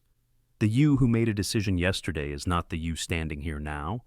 How can you judge the past from the shifting perspective of the present? Memory itself becomes suspect. Neuroscience has shown that every time you recall an event, you subtly alter it. Each memory is a copy of a copy, degraded and reshaped by the act of remembering. You are not recalling the event. You are recalling the last time you recalled it. Question that process too deeply, and you begin to see how fragile the narrative of your own life truly is. The reverse question loop strips away the comfortable fiction that we are solid, unified beings. Instead, it reveals something more unsettling. We are a constellation of fragments, flickering moment to moment, stitched together by the illusion of continuity. A self is not found. It is invented moment by moment, and every invention can be interrogated. Some find terror in this realization. Others find freedom. If you are not bound by the fixed stories of your past, if even your deepest beliefs can be questioned and remade, then perhaps you are freer than you ever imagined. Perhaps identity is not a prison, but a canvas. Perhaps the collapse of certainty is the beginning of true creation. But beware. The reverse question loop does not end easily. Once you see the cracks, you cannot unsee them. Once you recognize the shifting sands beneath your feet, you cannot pretend they are bedrock.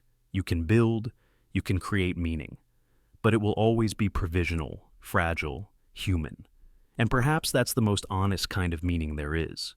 In the end, questioning your thoughts does not lead to absolute answers. It leads to humility, to wonder, to the acceptance that certainty is a rare and fleeting guest. You are not your thoughts. You are not even the questions. You are the space between them, the silent witness, the drifting presence who asks and asks and asks, even knowing no final answer will come. And maybe, just maybe, that endless questioning is the closest thing to truth we'll ever touch. The fiction bleed effect. You cried over a character that never lived. You mourned for someone who never breathed, never walked this earth.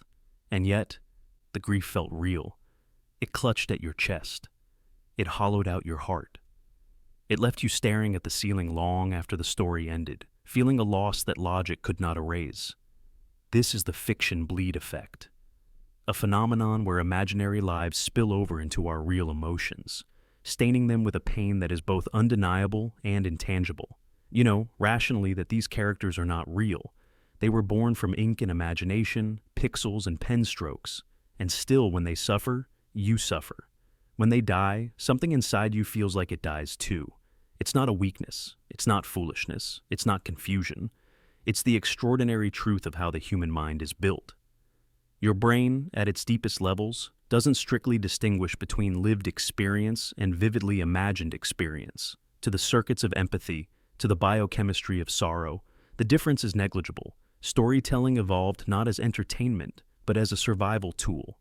Our ancestors learned from stories. They felt them, remembered them, passed them down across generations like sacred fire. To listen to a story was to live another life, without paying the mortal price. And in that ancient architecture, fiction became real enough to teach, to change, to wound, to heal.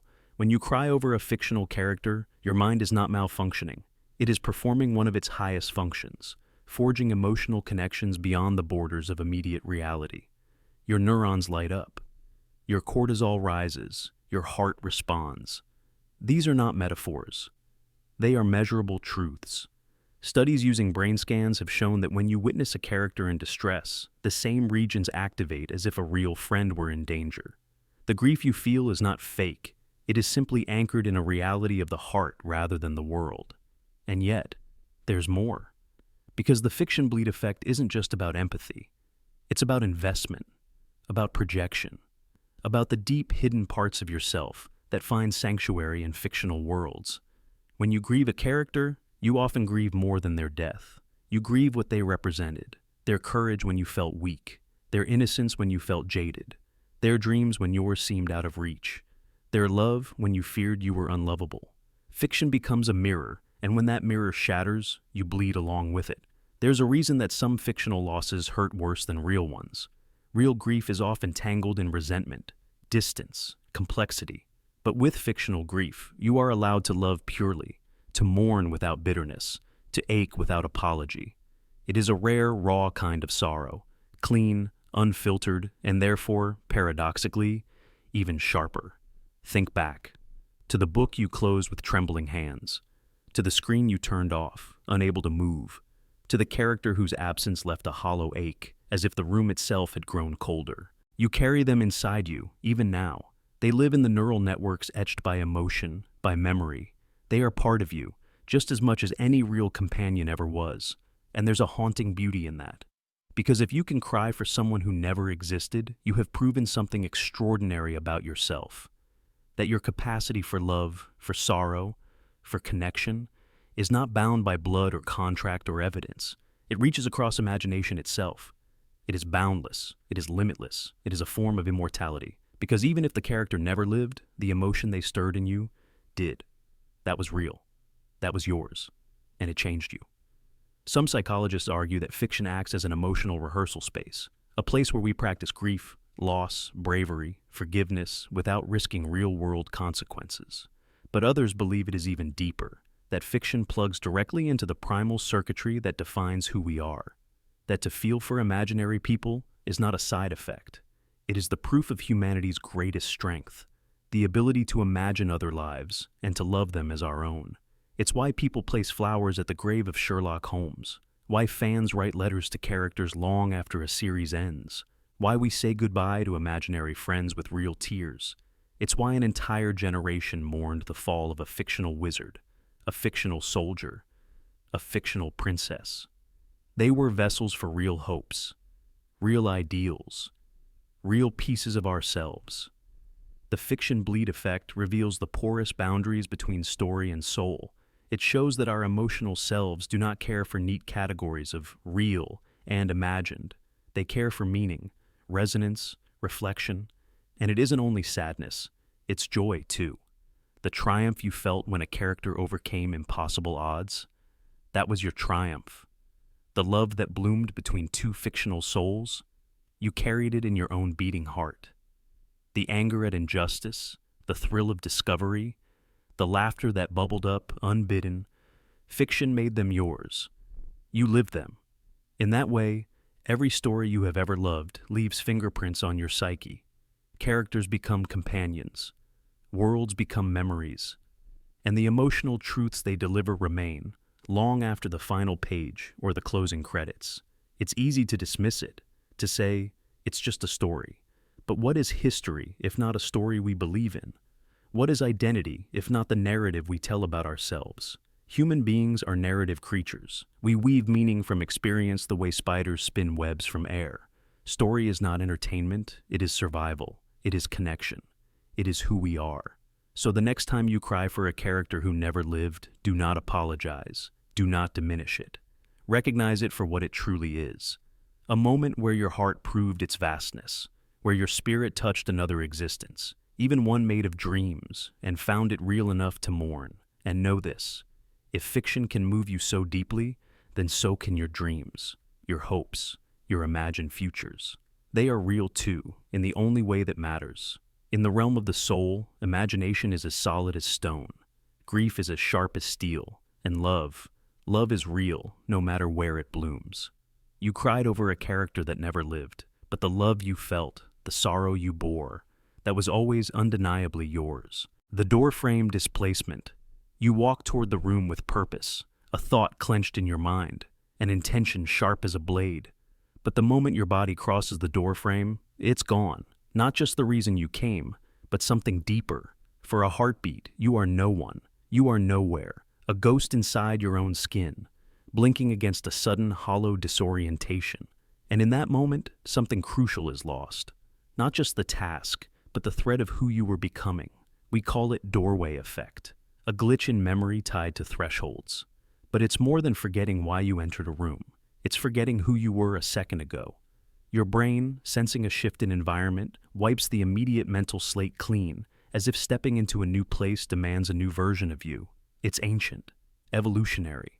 Once, walking into new territory meant danger, meant alertness, meant survival. So the mind learned to shed unnecessary burdens at thresholds. The mind learned to erase. But in a modern world filled with endless thresholds, literal and symbolic, it happens more often than we realize. Not just when walking through physical doors, but through emotional ones, mental ones, life phases, decisions, relationships. You step from one space to another, and without noticing, you lose pieces of yourself along the way. You sit down to write your dream, to build your future, to change your life. You are clear, electric, alive. Then the phone rings, or someone knocks, or you open a new browser tab. And when you return, the clarity is gone. The self that was ready to change has vanished like a mist. And in its place, a stranger wearing your face, blinking at the screen, wondering what they were just about to do. Doorway after doorway. Life becomes a sequence of selves, abandoned mid-birth. You wake up one morning determined to start again. To be better, stronger, different. But the threshold between bed and bathroom, between morning and noon, between dream and habit, steals it. Not maliciously.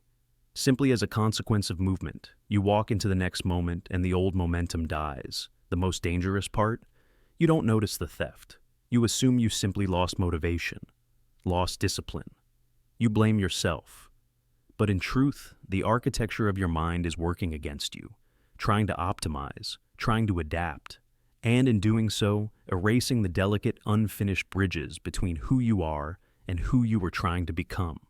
Think about the lives not lived because of this, the novels unwritten, the calls never made, the apologies never spoken, the risks never taken. Each one a casualty of a doorway, physical, emotional, mental, that severed the thread just long enough for comfort, fear, or habit to creep back in and reroute your course. You are not just fighting laziness. You are fighting the architecture of your own memory. You are battling a mind that, in trying to protect you, keeps resetting you, keeps reshuffling you into safer, smaller versions of yourself. Versions more adapted to the known, less vulnerable to the chaos beyond the threshold. You were becoming something. Each time you dared to dream, each time you dared to act, and each time you crossed into a new space, literal or mental, the fragile self you were building risked disintegration. This is not a failure, it is a warning. If you want to hold on to the self you are birthing, you must guard it fiercely across thresholds. You must name it. Breathe life into it. Rehearse it in your mind like a secret password you refuse to forget. I am becoming. I am becoming. Whisper it as you walk through doorways, as you cross into new conversations, as you step from one hour to the next. Because if you don't, the world will erase you. Not maliciously, just mechanically. Just because that's what it's always done. The doorframe displacement is not a trivial glitch. It is a force that, unchecked, will strip you of your momentum, your transformation, your evolution. It will leave you trapped in a cycle of false starts and quiet failures, wondering why every spark inside you seems to die just as it catches fire. You have to anchor yourself. You have to weave your becoming into your bones, not just your thoughts. You have to make it so real, so felt, that no doorway can scrub it from your mind. You have to become a creature that carries their center across every threshold, a soul that remembers itself, even in the face of infinite distractions.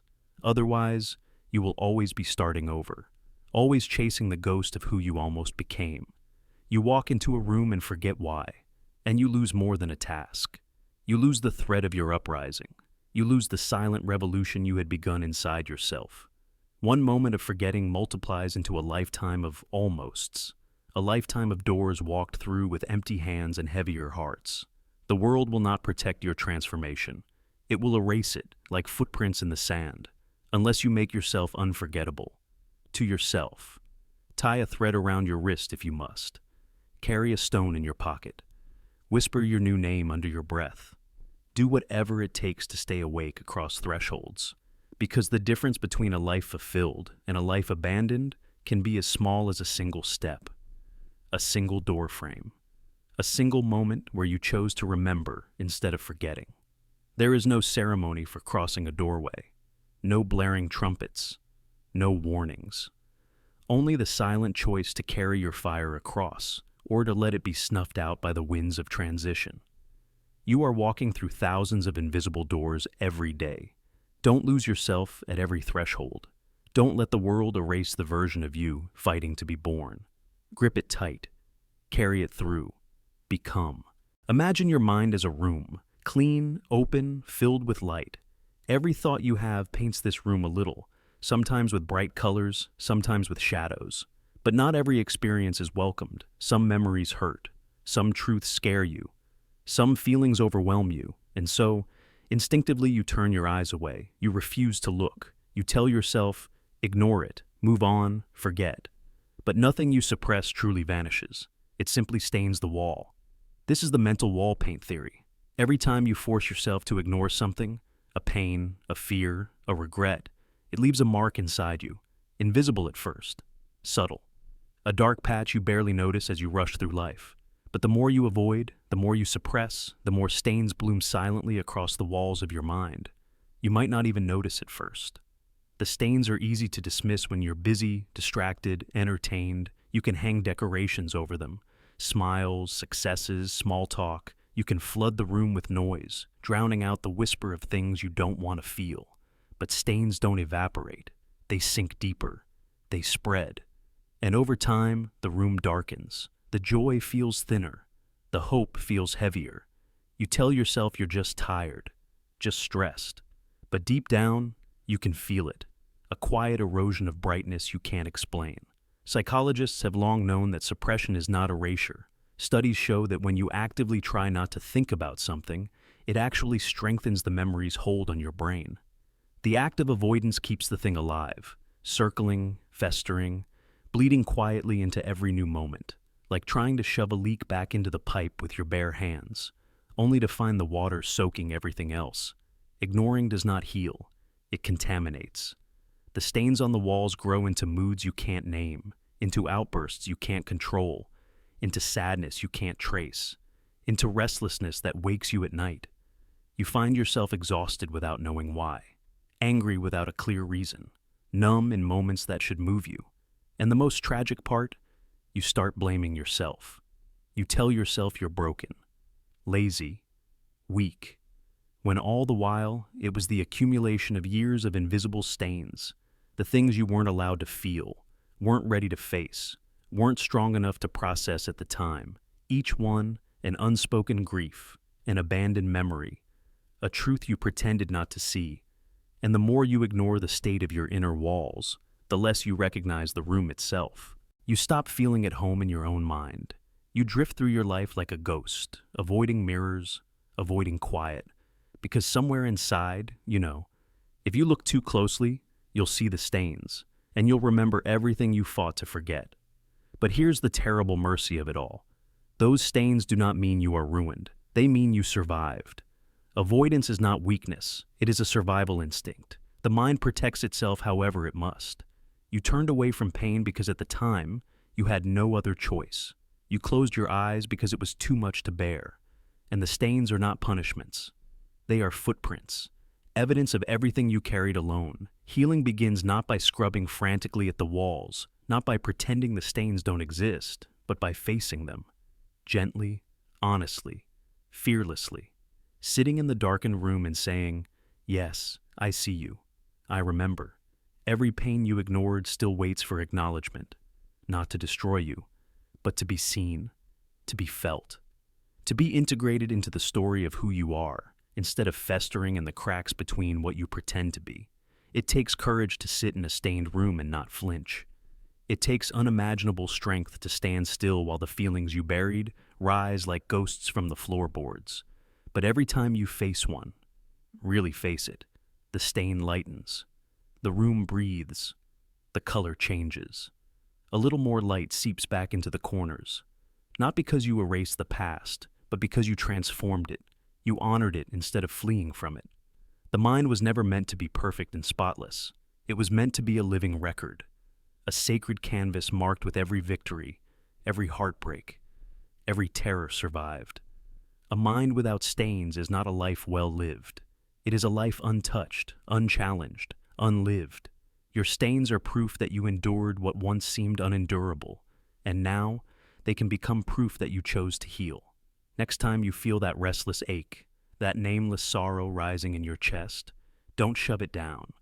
Don't plaster it over with busyness or bitterness. Turn to it. Listen to it. Ask it what story it carries. It may hurt. It may crack you open. But in that crack, light can enter.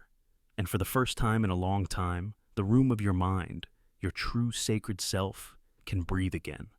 You don't have to keep repainting the walls with silence and pretending nothing is wrong. You can face it. You can forgive it. You can let the stains tell their story. And in doing so, you can reclaim the home inside yourself you thought was lost forever. The Perception Fragmentation Law. Imagine 5 people standing side by side, watching the same event unfold. Maybe it's a car crash. Maybe it's a street performer juggling in the square. Maybe it's a lover walking away. They all see it. They all live through it. And yet, they don't. Because each of them walks away carrying a different version of what happened. Each of them now inhabits a different universe shaped by that single moment. This is the Perception Fragmentation Law. Reality fractures, not outside, but inside. Not in the world, but in the minds witnessing it. Each person's senses, biases, fears, memories, and hopes act like filters, warping the raw experience into something unique. To one, the crash was a tragedy. To another, it was proof that people are careless. To another still, it was an affirmation that life is fragile and precious. 5 different stories, 5 different worlds, born from the same point in time, and none of them are lying, none of them are wrong, but none of them either holds the whole truth. This is not just a poetic idea. Neuroscience confirms it. Our brains do not record reality like cameras. They interpret it. They sculpt it. Your eyes, your ears, your skin all deliver incomplete, biased fragments of information to your brain. Your brain stitches it together, filling gaps, smoothing contradictions, painting in colors you expect to see. Every memory you have is an edited, interpreted version of reality, and every memory is different from every other person's. Think about a courtroom. 5 eyewitnesses to the same robbery give 5 different testimonies. One swears the thief wore blue, another insists it was black. One says the thief had a limp, another saw no limp at all. It's not because they're lying. It's because perception is personal. Memory is plastic. The mind doesn't just receive reality, it builds it. And the construction is different for every builder. In 2004, researchers demonstrated the weapon focus effect. Witnesses to a crime involving a weapon focus so intensely on the threat that they often misremember other details, like the perpetrator's face. Their reality narrows to the object of fear. Meanwhile, another bystander might remember the perpetrator's eyes burning into them with a different kind of terror. Same event. Different universes. This fragmentation of perception isn't just about facts, it's about meaning. One person watches the rain fall on a funeral and feels the universe mourning with them. Another feels mocked by it. Another feels cleansed. Another notices only the cold. The event is the same. The internal universe it births is not. This means that even the people closest to you live in parallel worlds you cannot fully enter. Even shared moments, birthdays, arguments, confessions, fracture into different shapes inside each mind. And sometimes, those fractures hurt. 2 lovers remember their breakup differently. One feels betrayed. One feels abandoned. Neither sees the same story. Neither feels the same ending. Or a family survives a house fire. One sibling remembers the flames as a blur of terror. Another remembers the smell of their mother's perfume as she carried them outside. Another remembers the glassy calm that settled over everything. When they sit together years later, telling their versions, it feels like they're describing different nights, different worlds, and in a way, they are. Because the mind doesn't store reality. It stores meaning. It stores fear, love, guilt, pride. It sculpts every memory around those emotional cores. And in doing so, It breaks apart from every other mind. You live surrounded by people who are technically witnessing the same world as you, but experientially living in their own. This shattering of shared reality leads to more than confusion. It leads to conflict. How often have wars, revolutions, betrayals been ignited not by pure lies, but by fragmented perceptions? Two sides witnessing the same injustice, but interpreting its meaning differently. Two leaders hearing the same words, but feeling attacked or empowered, depending on the ghosts they carry inside them. We expect reality to be a shared table. We expect the facts to bind us together, but perception splinters that expectation into shards. And no matter how tightly you press your version of reality into someone else's hands, it will always pass through their filters before it reaches their soul. You can watch the same sunset, but one person sees an ending, another sees a beginning. You can hear the same song, but one person hears nostalgia, another hears freedom. You can stand at the same crossroads, but one heart feels trapped, and another feels limitless. The Perception Fragmentation Law means that true understanding, true empathy, requires something more than witnessing the same event. It requires the humility to know that your vision is not absolute. It requires the courage to step outside your own universe, if only for a moment, and visit the alien landscape of someone else's heart. Because every person you meet, no matter how close, is living inside a slightly different reality than yours. Every glance, every word, every memory is filtered, interpreted, reshaped. And yet, somehow, against all odds, we still reach for each other across those fractured worlds. We still fall in love. We still forgive. We still build families, communities, civilizations. We still find echoes of ourselves in the distorted reflections of other minds. Maybe that's the real miracle. Not that we sometimes misunderstand each other, but that, against the immense fragmentation of perception, we sometimes understand each other at all. Maybe it's not about stitching all the universes together into one story. Maybe it's about learning to carry multiple truths in the same hands. Maybe it's about accepting that there are as many realities as there are hearts beating in the dark. And maybe the world isn't less beautiful because of that fragmentation. Maybe it's more beautiful because of it. 5 people see the same event.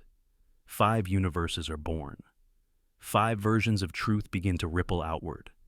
And in the spaces where they collide, where they overlap and clash and shimmer, life happens. Messy, chaotic, glorious. Life. The freezer burn logic. Imagine pain so deep, so raw, that you don't dare touch it. Instead, you lock it away. You freeze it, hoping that if it's hidden long enough, it will disappear. This is the freezer burn logic, the silent, desperate instinct to numb, to avoid, to survive. But frozen emotions do not die. They don't dissolve. They wait. They rot. And over time, they seep back into your life in places you cannot control. Your reactions, your relationships, your dreams. It starts innocently. Maybe you were hurt once too often. Maybe you were told that feeling too much is weakness. Maybe you just needed to keep moving, to survive a moment you weren't ready to process. So you stuffed the fear down. You buried the grief. You numbed the anger until it stopped screaming. And for a while, it worked. You were functional. You smiled when expected. You showed up to work. You told yourself you were strong because nothing hurt anymore. But freezing emotions doesn't erase them. It suspends them in a kind of psychological permafrost. Underneath the surface, they decay. Bit by bit, they break down, leaking toxins you can't see but can still feel.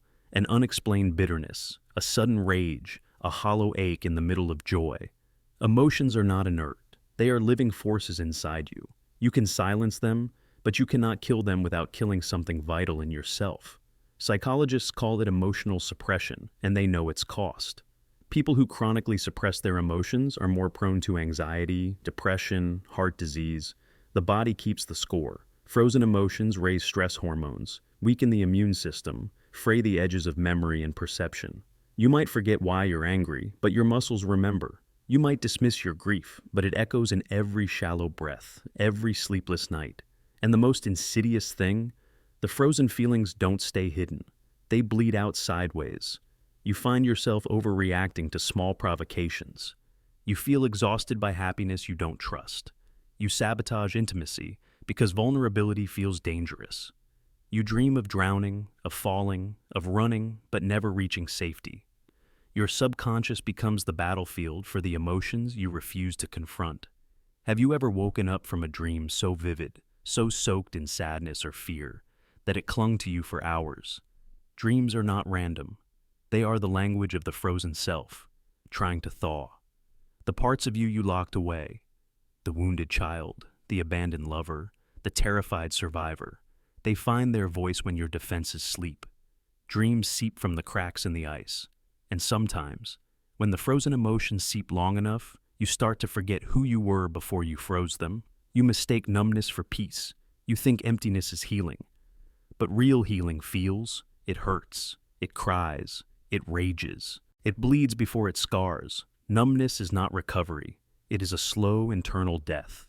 Think of a freezer burn in real life. The food looks fine at first glance, but inside, it's dry, discolored, ruined. It can no longer nourish you. The same happens inside your mind. Frozen emotions slowly lose their original shape. Grief turns to cynicism. Anger warps into resentment. Love decays into distrust. And by the time they surface, you barely recognize them, but you still suffer their consequences. Sometimes you catch a glimpse of it in quiet moments. A smile that feels mechanical. A hug that feels hollow. A success that feels meaningless. You wonder why you can't seem to connect, why happiness feels foreign. It's because you have insulated yourself not just from pain, but from everything. You can't selectively numb emotions. You can't freeze grief without also freezing joy. You can't silence fear without also silencing wonder. So what's the way out? You have to thaw. Carefully, gently, brutally. You have to allow yourself to feel again, even if it terrifies you. You have to sit with the grief you buried. You have to let the anger burn without judging it. You have to listen to the stories your frozen parts are still trying to tell, because they have not stopped speaking. You have simply stopped listening. Thawing is messy. It's not poetic. It's not clean. It's crying over things that happened years ago. It's rage that seems disproportionate because it's been building for too long. It's fear of being hurt again so deep it makes you shake. It's waking up to the realization that parts of you have been trapped in time, waiting for you to come back for them. But in that thawing, there is life. In facing what you froze, you reclaim your vitality, your ability to love without armor, to grieve without shame, to hope without apology. You begin to dream again, not in nightmares, but in visions of what could be, if only you were brave enough to stay awake. You were not born to be numb. You were not built to be a vault, locking away the parts of yourself that hurt. You were built to feel, to be battered, yes, but also to be remade. Every emotion you froze is still a part of you, still waiting for your courage. Every tear you refuse to shed still holds a truth you have not yet spoken. Every buried scream still holds a boundary you have not yet honored. The freezer burn logic is seductive because it promises survival without pain. But it is a lie. Real survival is messy. Real healing demands that you unfreeze the parts you thought you had to kill to endure. The emotions you fear are not your enemies. They are your unfinished songs, your unwritten stories, your wounded warriors waiting to come home. You are not meant to live frozen. You are meant to burn, and in burning, become whole again. The happiness booby trap. You spend your life chasing it, striving, fighting, hoping. You tell yourself, if only I reach this place, if only I find this love, this job, this peace, then I'll be happy. And sometimes, you get there. Against the odds, the obstacles, the setbacks, you arrive. You find yourself standing inside the life you once only dreamed about. Everything is finally, undeniably right. And then it happens. A whisper you can't quite silence, a flicker of unease at the edges of your mind, a quiet but persistent thought. This can't last. Something awful must be coming. This is the happiness booby trap. It is not a flaw of your character. It is not weakness. It is a deeply ingrained ancient survival mechanism. Your brain was not built for happiness. It was built for vigilance, for threat detection, for survival in a brutal, unpredictable world where disaster could strike without warning. A world where the moment you let your guard down might be the moment everything was taken away. For most of human history, good times were dangerous. They made you complacent, vulnerable.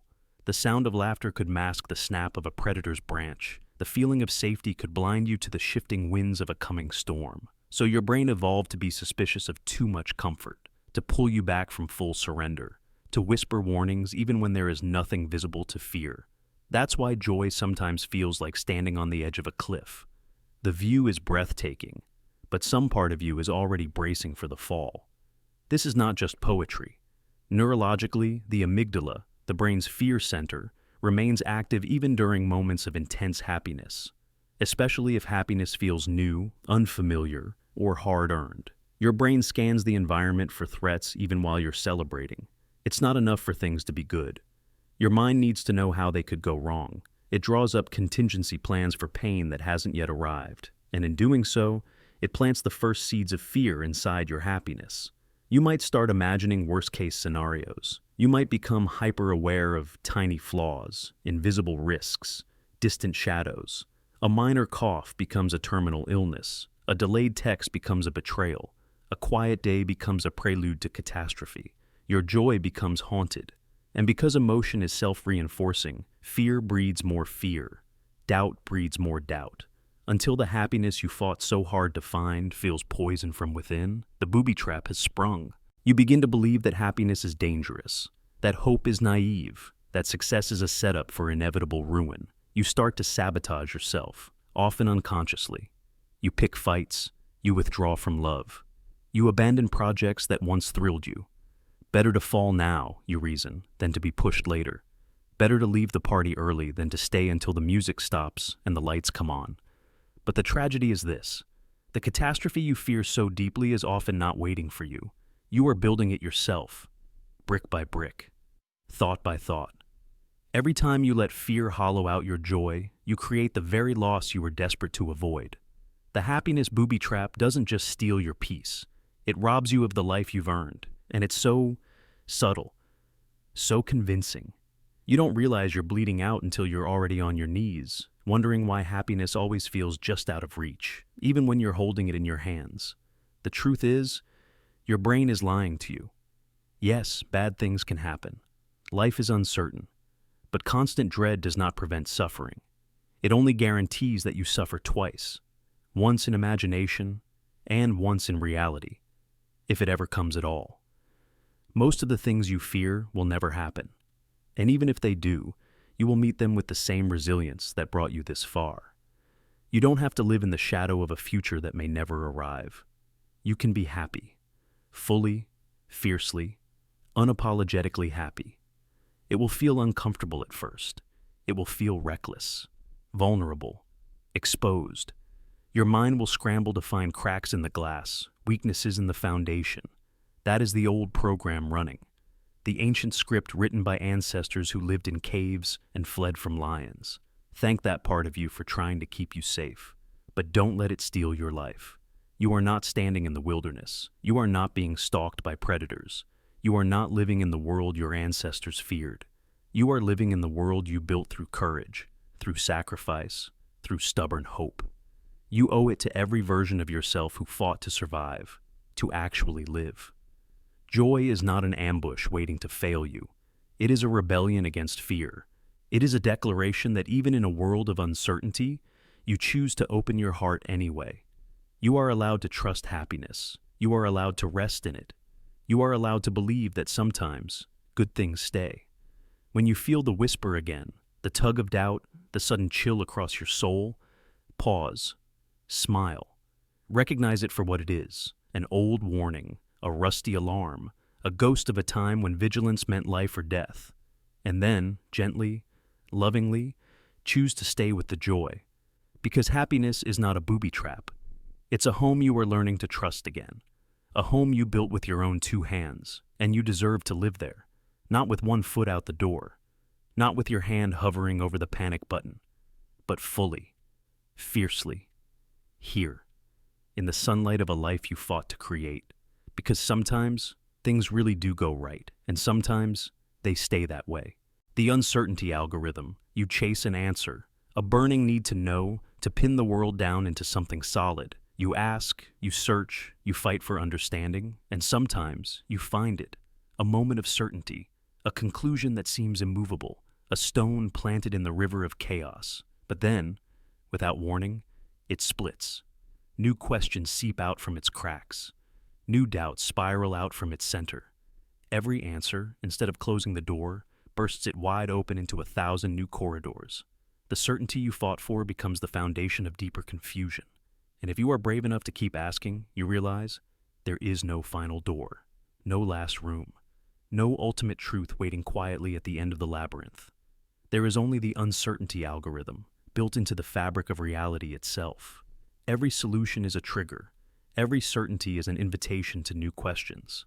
The more you understand, the more you realize how little you ever knew. Certainty, it turns out, is not the reward for asking enough questions. It is the illusion you trade away when you finally start asking the right ones. In science, this is obvious. For every grand unifying theory, there is an edge where explanation frays into mystery.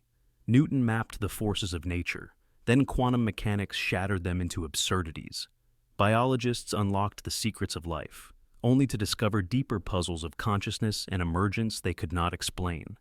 Every advancement, every answer, multiplies the questions, and the deeper we dig, the stranger the foundations become. Reality is not built on certainties. It is built on recursion, on endless layering, on an architecture that cannot be fully mapped, because it is alive, growing, evolving faster than our minds can freeze it into understanding. The uncertainty algorithm does not punish us. It invites us to stay awake.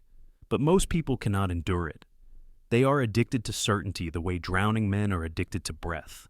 Certainty feels like survival. Certainty feels like safety.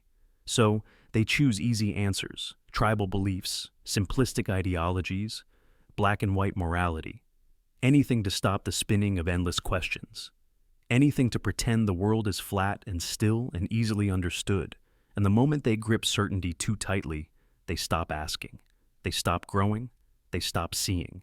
Because the uncertainty algorithm punishes arrogance. The mind that says, I know, with finality, becomes blind to the river still flowing beneath its feet.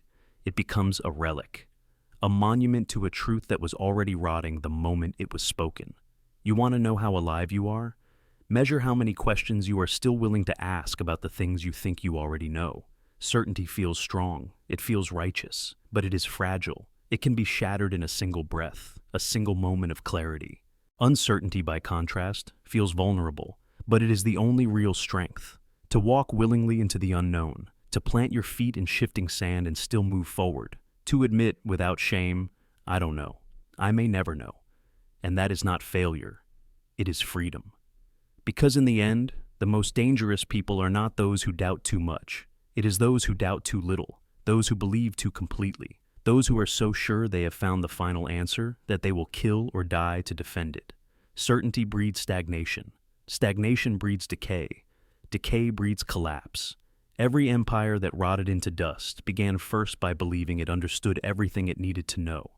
Every revolution that devoured itself began with the certainty that it alone held the truth.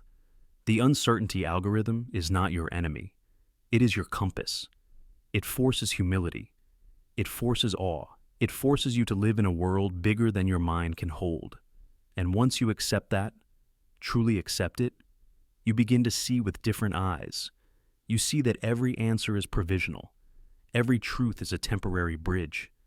Every insight is a stone tossed into an infinite ocean, creating ripples you will never fully map. And you learn to love the ripples. You learn to love the questions.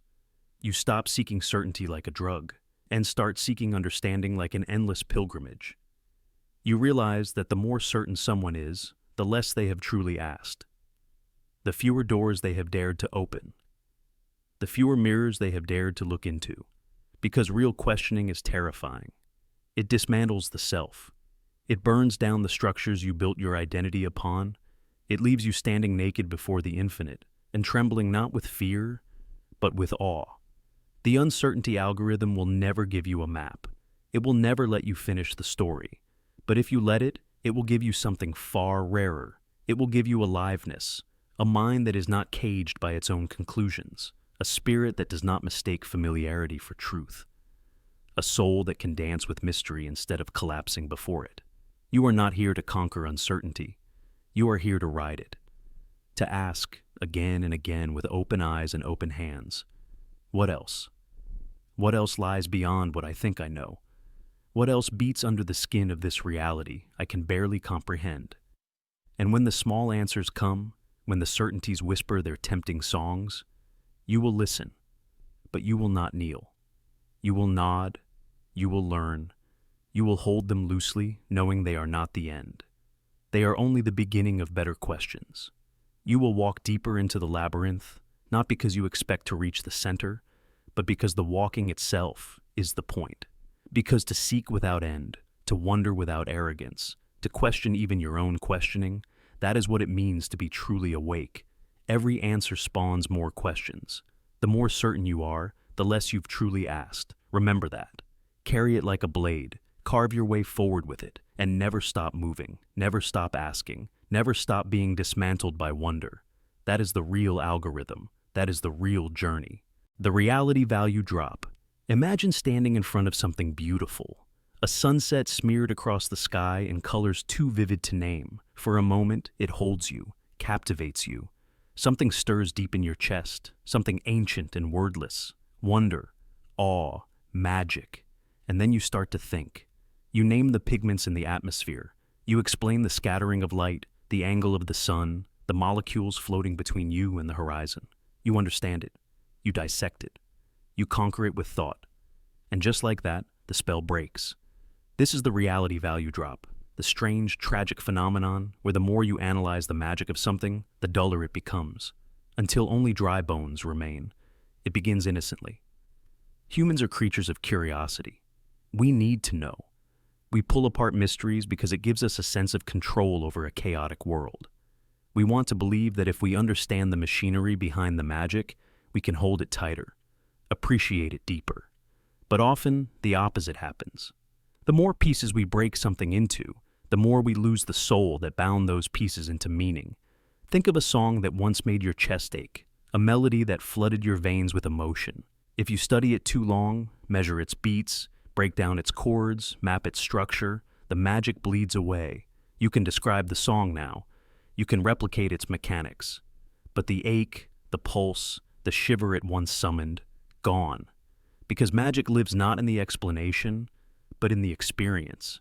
And experience cannot survive vivisection. The same happens with people.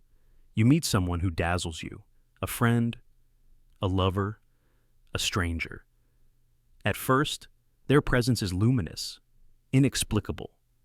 They are simply themselves, and that is enough. But over time, you dissect them. You label their habits, their flaws, their patterns. You map them like a territory, marking every river and hill. Eventually, you see no mystery in them at all, and your affection thins, the bond fades. Not because they changed, but because the vivid living thing you loved has been replaced in your mind by a map, a dead thing, made of lines and labels. The reality value drop is not just about losing wonder. It is about the death that comes from over-examination, a death not of things themselves, but of how we relate to them.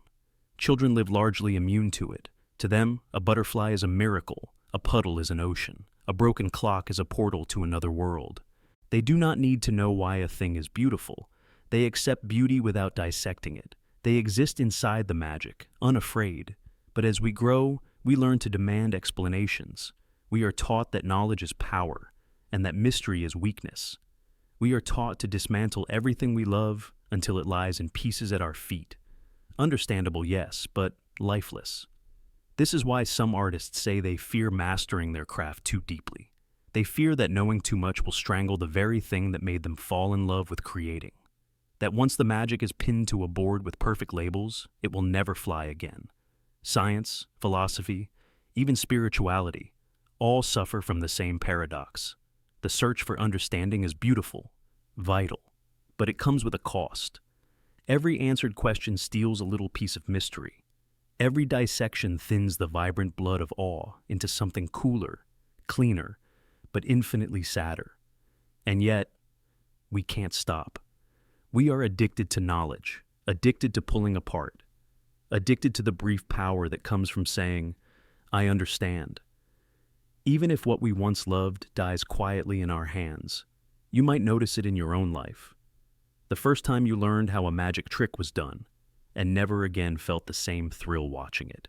The first time you discovered the tricks behind a movie scene, and now see only wires and green screens where once you saw worlds. The first time you peeked behind the curtain, and realized the wizard was just a man, small and tired. The reality value drop is the price we pay for peeling away the illusion, and it leaves us with a terrible question. Is it better to know or to believe? Is it better to understand every thread that weaves the tapestry, or to simply stand before it, dazzled, allowing the unknown to brush against our skin like a lover's hand? There is no easy answer. To choose wonder over knowledge feels naive. To choose knowledge over wonder feels hollow. Perhaps the real wisdom lies in knowing when to stop pulling apart, when to let mystery live, when to leave some doors unopened, some names unspoken, some mechanisms unexplained, to let magic breathe, fragile, trembling, but alive. Because once you strip away all the layers, once you dissect and label and measure everything you love, you may find yourself holding only bones. Bones are not the thing itself. They are what is left when life is gone. Next time you feel the impulse to overanalyze something you love, a song, a face, a sunset, a dream, pause. Let it be wild. Let it be mysterious. Let it be bigger than your need to understand. Because not everything beautiful survives dissection. Some things are meant to be lived, not studied. Some magic is sacred precisely because it refuses to be captured, protected, or risk waking one day to find that all the wonders you once cherished have turned to ash in your hands, understood perfectly, but felt no longer at all. The loop of good intentions. You see someone struggling, you reach out a hand. Maybe it's a friend sinking into grief, a sibling tangled in addiction, a stranger shivering on the side of the road. Your heart tightens. Your instincts flare. You want to help. You step in. You give advice. You offer time, energy, pieces of yourself.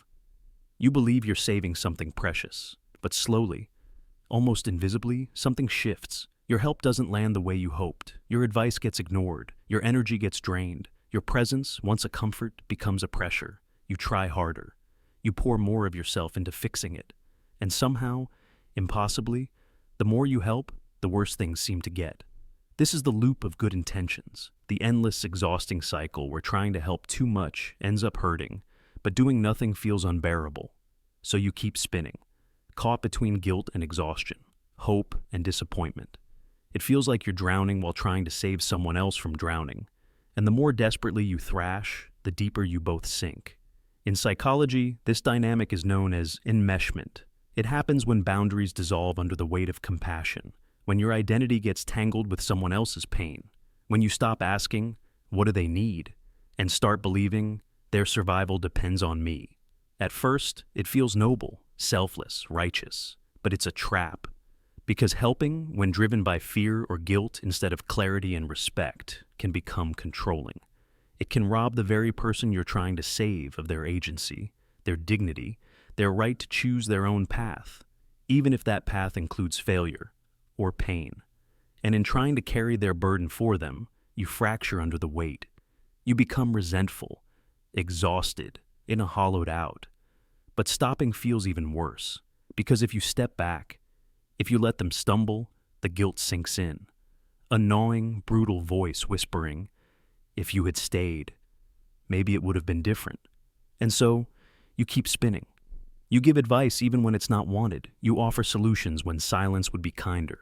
You throw yourself into their storms, believing your presence can calm the winds. And when it doesn't, when they drift further, when they make choices you can't protect them from, you blame yourself.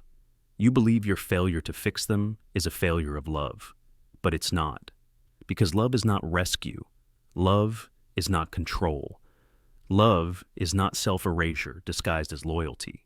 True help, the kind that heals instead of harms, requires distance. It requires the strength to offer support without tying your worth to the outcome. It demands the courage to stand beside someone in pain without trying to wrench it away from them. It means understanding that sometimes the most loving thing you can do is let someone fall, not because you don't care, but because their journey through the fall is what will teach them how to rise. The loop of good intentions seduces you with the illusion that if you just do enough, sacrifice enough, suffer enough, you can rewrite someone else's story. But you can't. Their life is their own. Their choices are their own. Their healing or their undoing is theirs to claim. You are not their savior. You are not their anchor. You are, at most, a lighthouse, shining from the shore, steadfast and clear, but unable to steer their ship through the storm. And yes, stepping back will hurt. Yes, you will ache watching them struggle. Yes, you will sometimes wonder if you are abandoning them. But protecting your own soul is not abandonment. Setting boundaries is not betrayal. It is survival. It is wisdom. It is a deeper kind of love, one that trusts them enough to let them face their own trials, even if it breaks your heart to watch. There's an old saying, you cannot save someone who does not want to be saved. But the truth cuts even deeper. You cannot save someone even if they do want to be saved, because their salvation can never come from you. It has to come from within them. Otherwise, it's not real. It's not lasting. It's just another borrowed strength that will crumble when you're not there to hold it up. The loop of good intentions can devour your life if you let it. You can spend years trapped in that cycle, giving, fixing, saving, breaking, giving again, until you forget you ever had a life of your own, until your happiness feels selfish, until your dreams feel like betrayals, until exhaustion feels like virtue. But it's not virtue, it's loss. It's the slow grinding sacrifice of your own spirit on the altar of someone else's pain. You can love someone fiercely and still refuse to drown with them. You can offer your heart without offering your life. You can care deeply without carrying everything. Because at the end of the day, the only life you can truly save is your own. The only story you can truly rewrite is your own. And the greatest act of love you might ever give someone is the freedom and the responsibility to walk their own path, in their own time, with their own feet. You can still be a witness, a support, a voice of hope, but not a shield against all their storms, not a net beneath all their falls. You are not a cure for another's brokenness. You are a companion, not a correction. And when you finally step out of the loop of good intentions, when you stop spinning, stop clutching, stop drowning, you will find something waiting for you that you almost forgot existed. Your own life, your own breath, your own heart, beating strong again in your own chest. You cannot be everything for everyone. You were never meant to be. You are not a savior. You are a soul, and that is enough. The invisible burden law. Imagine carrying a storm inside your mind. A storm so violent, so relentless, that you sometimes forget what silence feels like. The sky above you looks clear to others. They see you standing there, smiling, walking, speaking as if everything is fine. But inside, winds howl, lightning crashes, and the rain never really stops. This is the invisible burden law, the brutal truth that no matter how fierce your internal battle, the world will judge you only by what leaks out. And when it leaks, as it must, they will blame you for the rain, never seeing the storm that caused it. You learn early that showing the storm is dangerous. Maybe you tried once. Maybe you broke down in front of someone you trusted. Maybe you tried to explain the noise inside you, the weight pressing on your chest, the way simple things felt like drowning.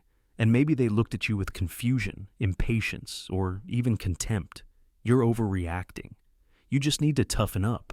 Other people have it worse. Words that sting sharper than the storm itself. So you learn to hide it, to build walls, to smile even when your soul was collapsing inward. But the storm doesn't go away because you hide it. It builds. It deepens. It sharpens into a low, constant hum beneath everything you do. You get better at pretending, but worse at feeling real. You laugh when expected, nod when necessary, keep your hands steady even when your spirit is shaking.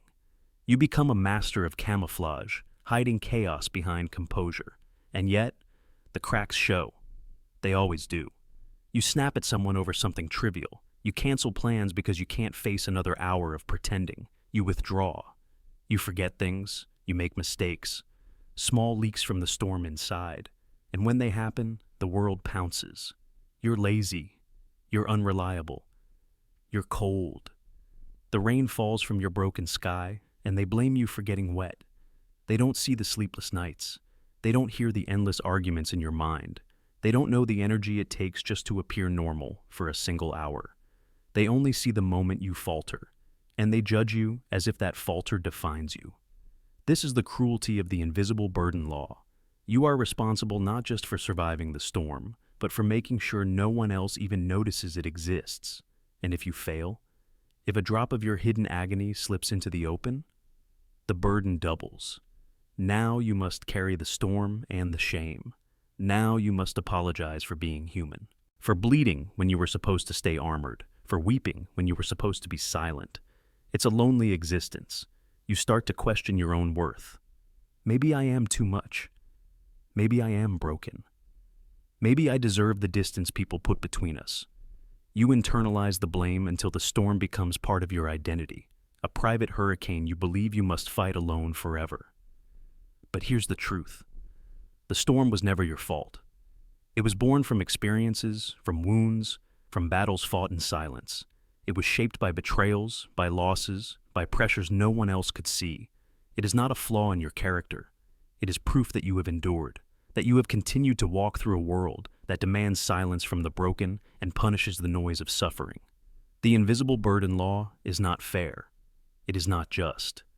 But it is real. And knowing it is real gives you a kind of power.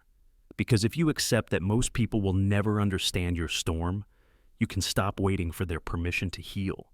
You can stop needing their validation to survive. You can stop offering your pain to those too small to hold it. Healing, real healing, begins when you realize that your storm deserves witnesses who do not flinch.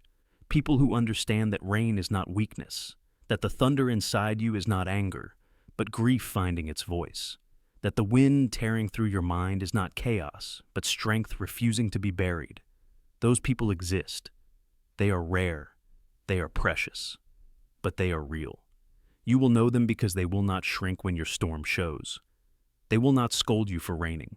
They will simply stand beside you, soaked and steady, without demanding sunshine in return. Until then, you must be that witness for yourself. You must learn to recognize the storm without cursing it. To say, "This is pain," without letting it become your prison. To hold space for your own healing, even when the world refuses to see your wounds. Because your burden may be invisible to them, but it is not invisible to you. You feel every gust, every crack of thunder, every drop of rain.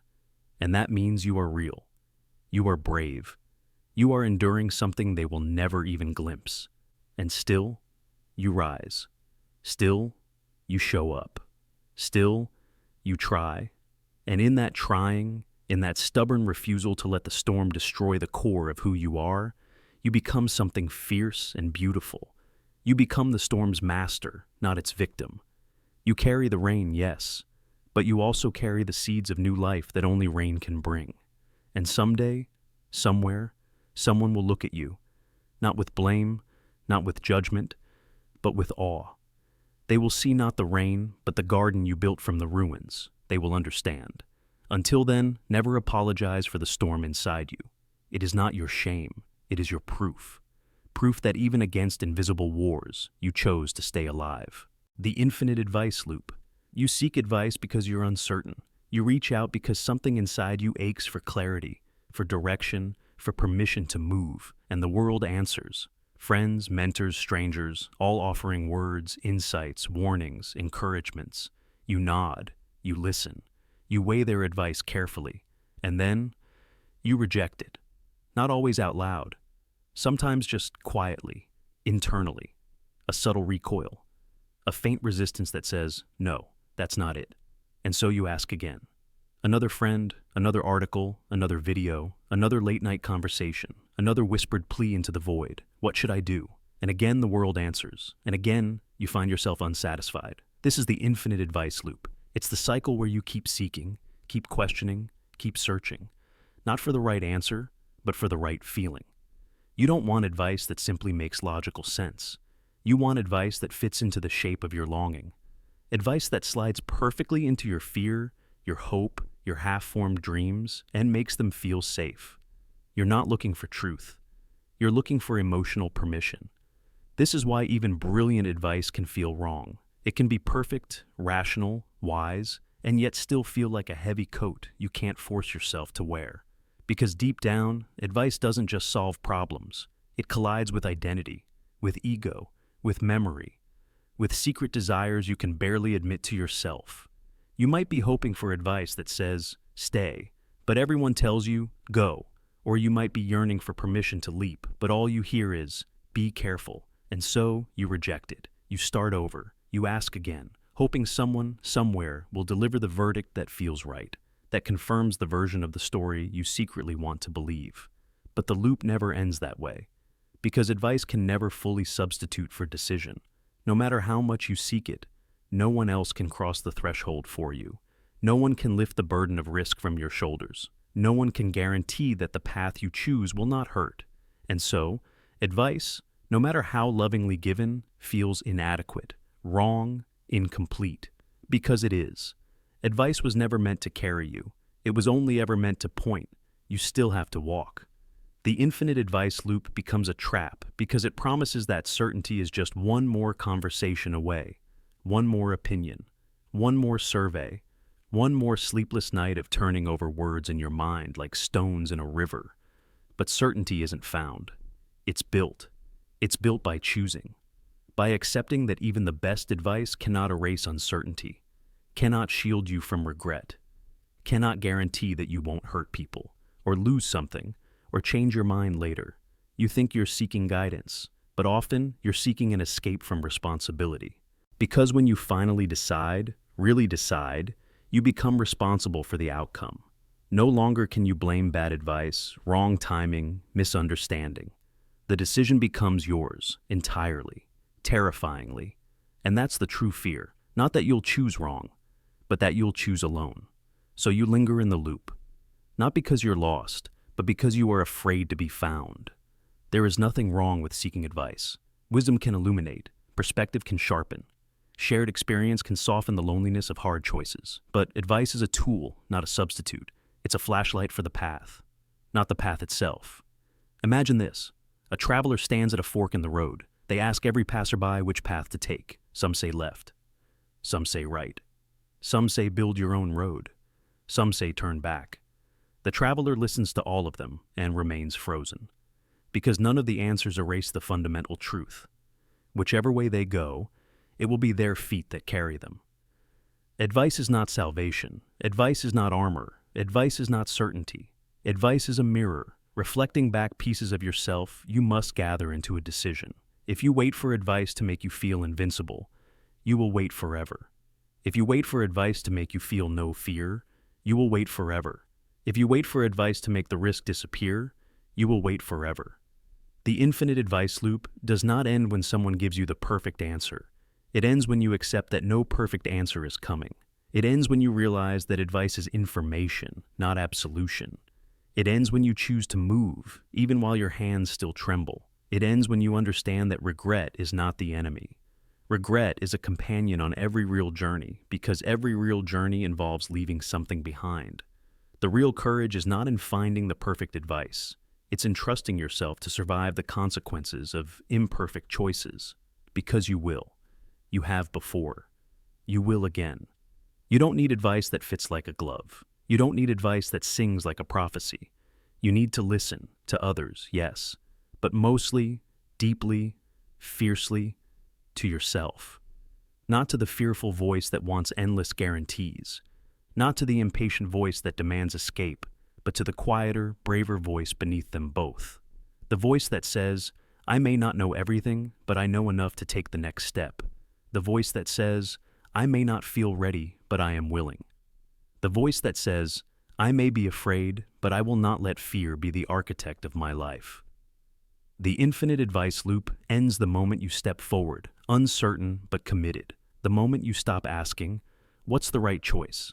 And start asking, what's the next brave one? Because no one else can live your life for you. And no advice, no matter how wise, can replace the breathtaking, terrifying, sacred act of choosing it yourself.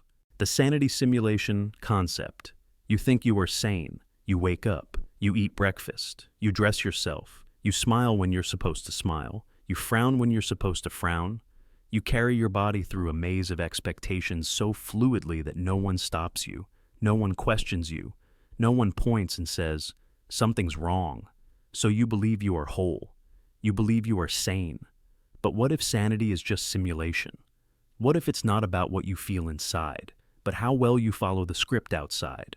Imagine a world where the definition of sanity is not an internal state, but an external performance. You don't have to feel stable or calm or coherent.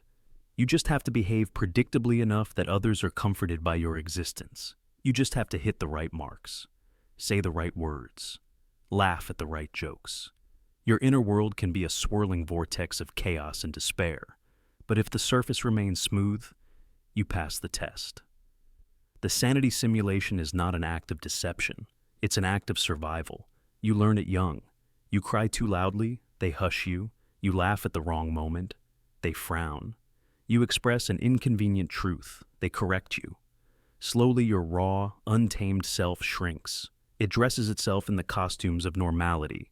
It learns the rhythms, the gestures, the polite lies. You become a performer inside your own life, running simulations so flawlessly that even you forget the difference between the act and the actor. You're not stable. You're compliant. You're not free. You're tolerated.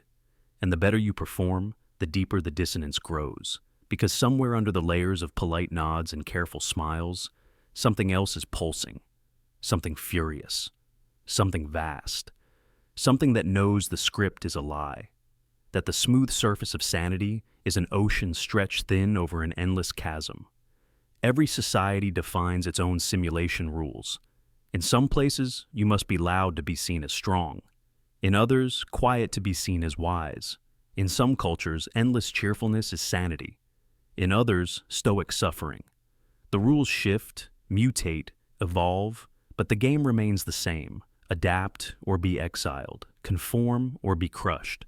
It's not about being true. It's about being palatable. And so, day after day, you run the code. You smile when the world demands it. You nod when the world expects it. You apologize for truths you were never supposed to speak. You celebrate victories you didn't want. You mourn losses you didn't feel. And all the while the world congratulates you.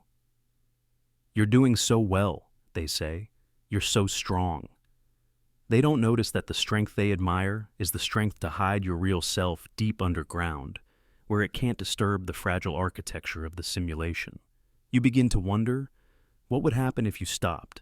If you dropped the script mid-sentence? If you laughed during grief, cried during joy, screamed in silent rooms? Would they call you mad? Would they call you dangerous? Would they call you broken? Or would they simply call you visible?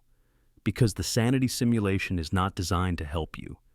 It's designed to contain you, to ensure you do not disrupt the brittle comfort of others. Your sanity, as recognized by the world, is nothing but your ability to be predictable, manageable, unthreatening. And you, like everyone else, have learned to play the part. Some better than others, some so well they forget they are playing at all, but deep down, you know.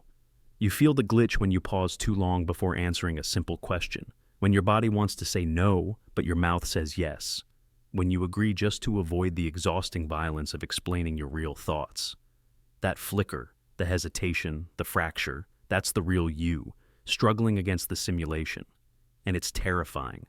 Because outside the simulation, there are no guarantees, no safety nets, no applause for fitting in, only raw, electric existence, messy, loud, unstable, glorious. The sanity simulation is not evil. It was built to make life bearable, to give us the illusion of stability in a universe indifferent to our need for meaning. It was built so we could look into each other's eyes without screaming. But it is still a simulation, and every day you participate, you trade a little more of your authentic self for a currency made of politeness, conformity, and fear. The ones we call insane, the outcasts, the eccentrics, the wild-eyed prophets, are often not failures of the system. They are the ones who refuse the terms of the simulation. They are the ones who let the glitches show, who spoke truths that didn't fit the script, who moved in rhythms no one else could hear. And so, they were exiled, labeled, medicated, silenced. Because the simulation demands silence where there should be screams.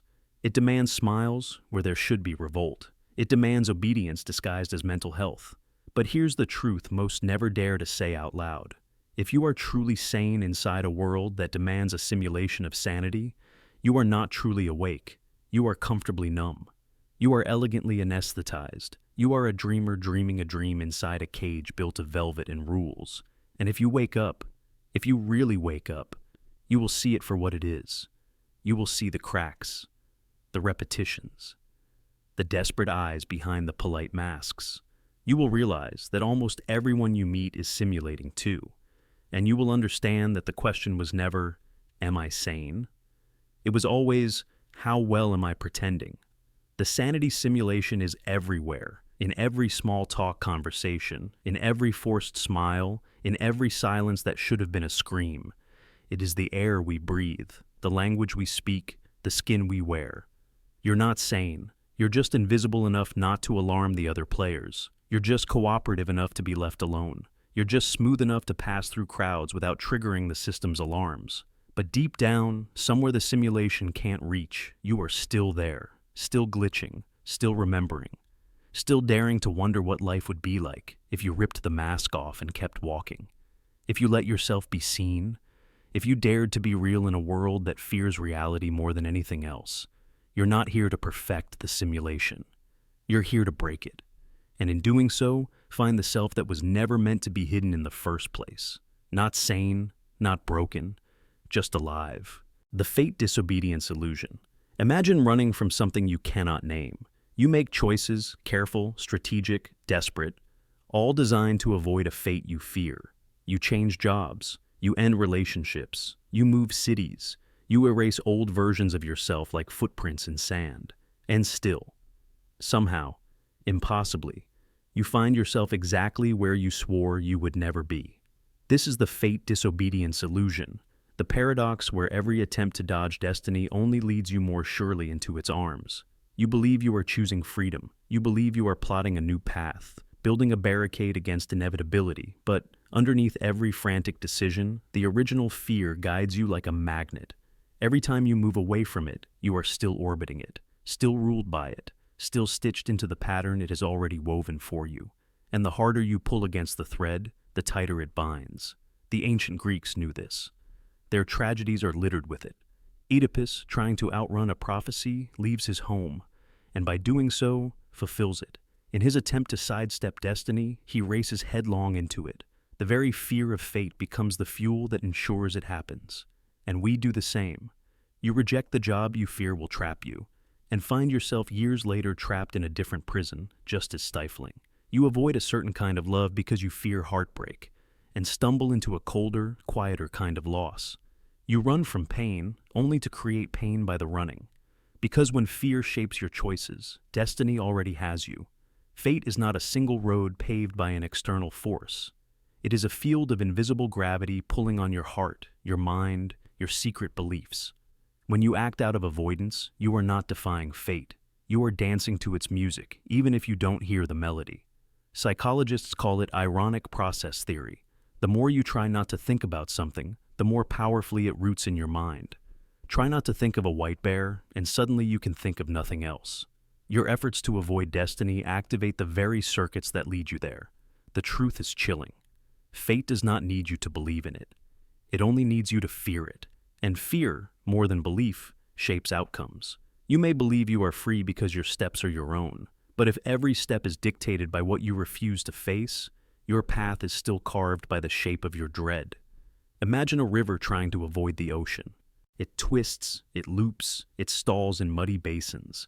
It tries to trick gravity by circling endlessly, but every drop of water still falls downhill. Every effort to delay the inevitable only exhausts it, until finally, spent and broken, it collapses into the very sea it fled. We are no different. The fate disobedience illusion haunts every corner of our lives. A child swearing never to be like their parent, and waking up, decades later, speaking the same words, bearing the same wounds. A leader trying to avoid the mistakes of history, only to write the same tragedies under a new name. A heart trying to outmaneuver grief, only to find it flowering quietly in the places love once lived. Why does this happen? Because fate, at its core, is not an external punishment. It is an internal shape, a silhouette burned into your soul by fear, desire, and blind momentum. You cannot dodge it by running away. You can only escape it by changing your relationship to it, by walking toward the thing you fear, not away from it, by touching the destiny you dread with open hands, open eyes, open heart. In facing it, you dissolve its power. Avoidance gives fate strength. Confrontation dissolves it. The ancient myths were not warnings about gods playing cruel games. They were maps of the human mind. They whispered that your real enemy is not destiny. It is your own unwillingness to face it. The person who accepts their deepest fear, who embraces the heartbreak they tried to dodge, who welcomes the lesson hidden inside the pain they fled, that person breaks the illusion. That person can choose a new story. You cannot outrun your fate, but you can outgrow it. The fate. Disobedience illusion is the last trap before freedom. It lures you into endless circles, endless wars against yourself, until you realize the only way out is through. Not by force, not by denial, but by surrendering to what is, and reshaping what comes next with eyes unclouded by fear. Next time you find yourself scrambling to dodge something, ask yourself, what fear is steering me? What am I running from? Because the thing you flee will shape the path you walk, and only by facing it can you finally choose a different horizon. Fate is not a prison when seen clearly. It is only a prison when seen through the lens of terror. You were never meant to be a puppet on strings of fear. You were meant to be a creator, a writer, a breaker of cycles. Step into the current, not with panic, but with purpose. And watch how the river you thought would drown you becomes the very force that lifts you toward the sky. The thread of meaning fragility. You wake up, you brush your teeth, you get dressed, you head out into the world armed with habits, dreams, names for things. You assume it all matters, that your goals matter, that love matters, that success matters, that you, moving through your day, means something. You don't question it. You can't. Because if you did, even for a second, you might start tugging at the thread of why any of it matters at all. And if you pull on that thread hard enough, the whole sweater starts unraveling. This is the thread of meaning fragility, the terrifying, silent truth that most of the structures holding your life together are woven from threads so thin, so tentative, that once you start questioning them, they fall apart. Why do you chase ambition? Why do you seek approval? Why do you love the things you love? Why do you fear what you fear? At first, the questions seem harmless, curious, even enlightening. But as you pull, you find that every answer points not to a foundation, but to another question, and another, and another. You realize your career, your friendships, your traditions, your passions are built not on some immovable bedrock of truth, but on stories. Stories you inherited, stories you chose, stories you forgot you chose. And those stories can crumble. Philosopher Albert Camus wrote that the fundamental question of philosophy is whether life is worth living at all, because once you realize meaning is not handed down by the universe, once you realize there is no cosmic guarantee, no law of nature that says your life must matter, you are left standing in an empty room. And you have to decide whether to stay. Many people, sensing this unraveling deep inside, grab desperately for new threads to weave back the sweater. Religion, career, deserve, fame, legacy. They stitch meaning back together, patching the holes with conviction, belief, hope. And it works, for a while, until the thread tugs again, until loss rips through their life, until betrayal severs their faith, until illness shrinks their world. And then, standing in the wreckage, they feel the cold wind on their skin again, the realization that meaning is fragile and always was. Some people never recover from that moment. They live in the unraveling. They stop trying to mend the sweater. They drift through life like ghosts, touching things but feeling nothing. Others rage against it. They double down.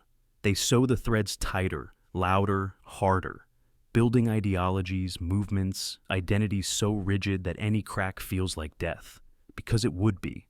But there's a third way, a quieter, harder, lonelier way, accepting the fragility, accepting that meaning is not found.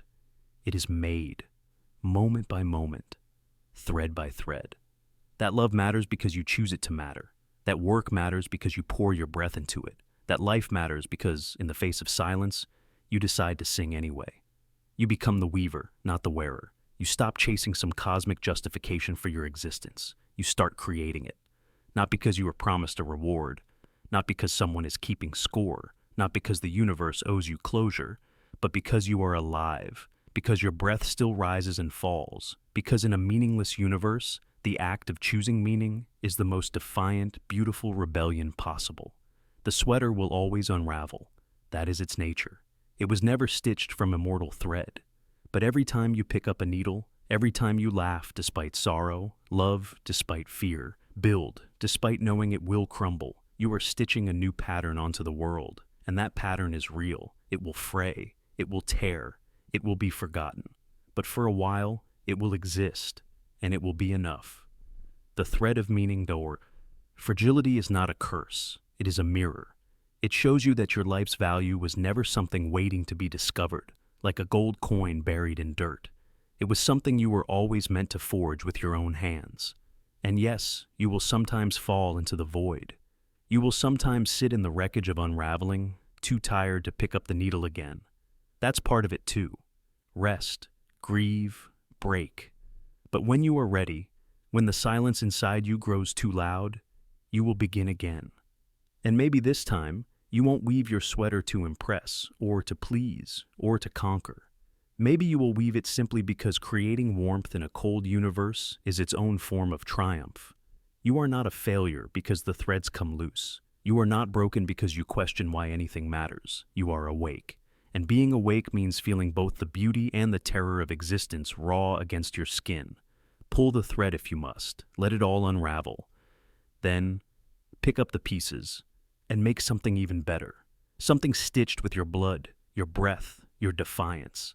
Something stitched with your will to live, even when living has no guarantee, no prize, no perfect meaning waiting at the end. Something stitched from the simple, searing miracle of your own existence. That is enough. It was always enough. The echo thought phenomenon. Imagine sitting quietly, minding your own business when a thought drifts into your mind. A random fear, a forgotten memory, an intrusive possibility. You brush it aside, thinking it harmless, meaningless, but the thought doesn't leave. It grows louder, more persistent, circling back again and again, demanding your attention. This is the echo thought phenomenon, the strange and unsettling reality that when you ignore a thought, it often comes back stronger, convinced it must be heard. It starts innocently, a stray worry about a future you can't control, a fleeting image from a memory you thought you'd buried, a whisper of doubt when you least expect it. You recognize it for what it is, an echo, a noise, and you try to dismiss it. But the human mind is not a machine. It doesn't delete on command. In fact, the very act of pushing a thought away often amplifies it. Psychologists call it the ironic process theory, the paradox where trying to suppress certain thoughts makes them more likely to return.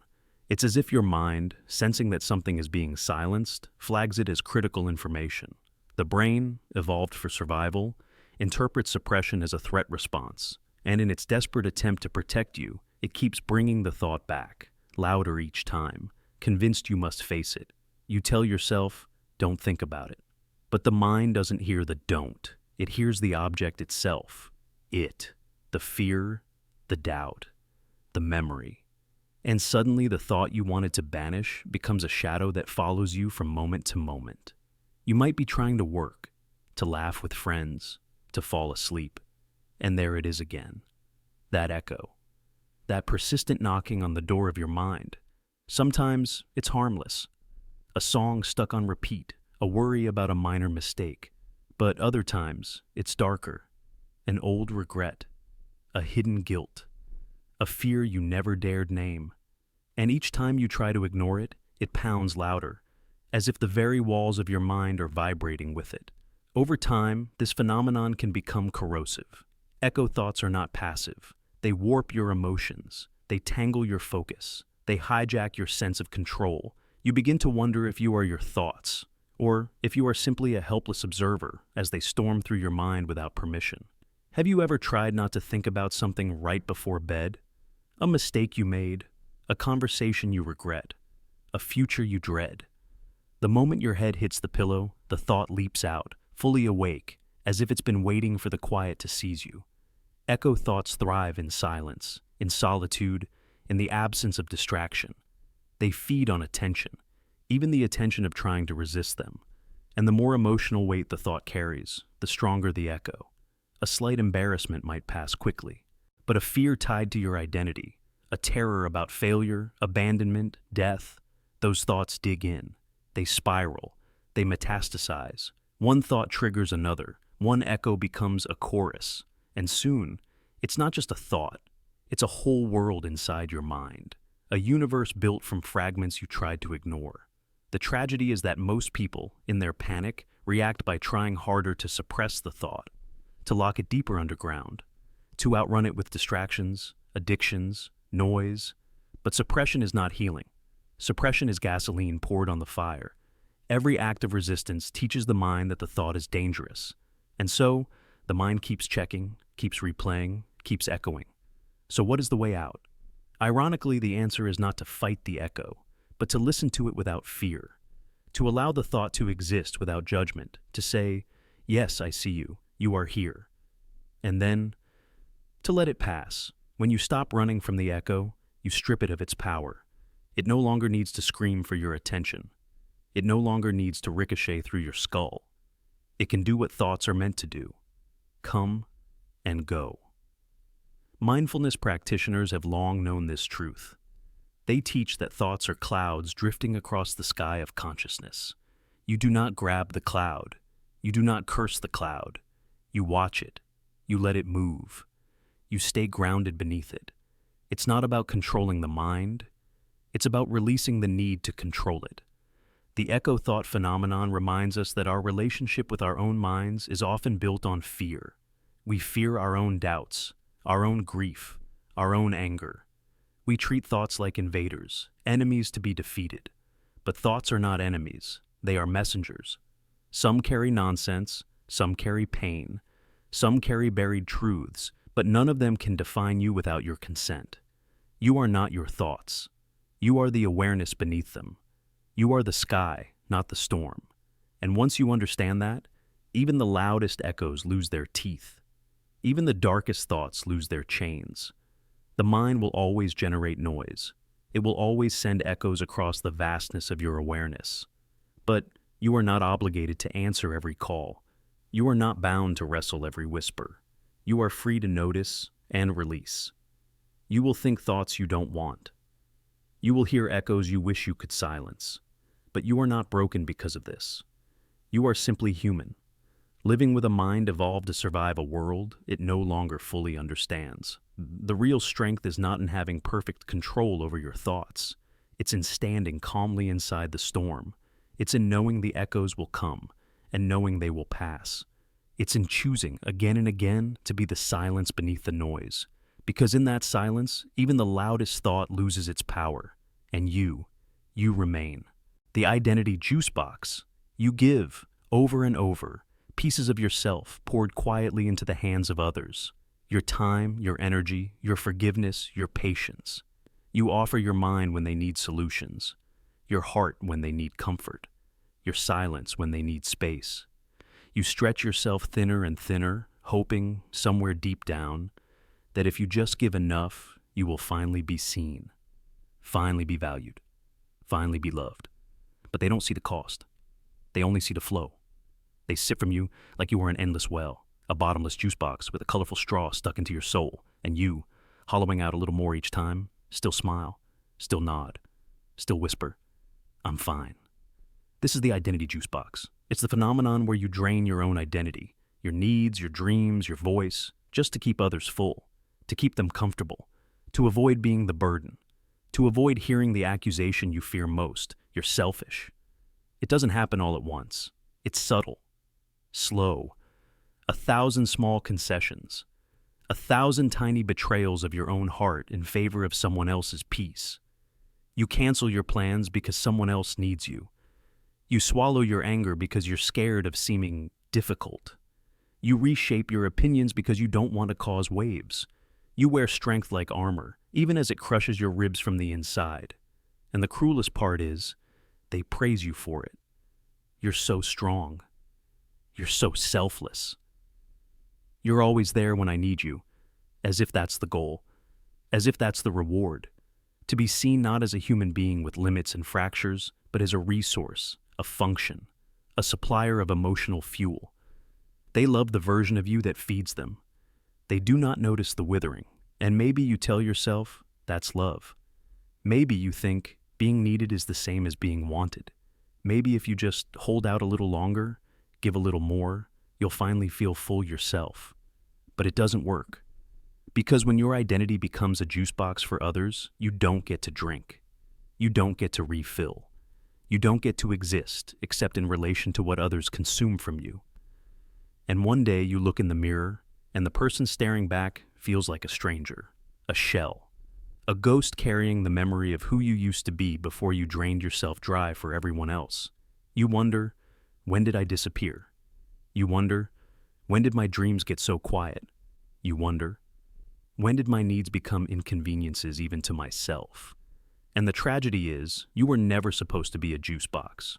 You were supposed to be a living, breathing, sovereign self. Someone with boundaries. Someone with needs that matter. Someone whose worth wasn't measured by how much they could bleed for others without complaining. But somewhere along the way, you learned that giving was safer than demanding. That silence was safer than conflict. That being useful was safer than being whole. And so, you kept feeding everyone else, hoping someone would finally notice you were starving too. But people rarely notice what you train them not to see. If you always hide your exhaustion, they will believe you have infinite energy. If you always hide your sadness, they will believe you have no wounds. If you always say, "I'm fine," they will stop asking if you're not. And slowly, invisibly, your soul collapses inward. The answer isn't to keep giving until you collapse. The answer is to recognize that your identity is not a consumable. Your worth is not measured by your depletion. Your strength is not proven by your ability to be emptied without protest. You are allowed to say no. You are allowed to need. You are allowed to rest. You are allowed to disappoint people who only loved the version of you that sacrificed itself for their comfort. It will be terrifying at first.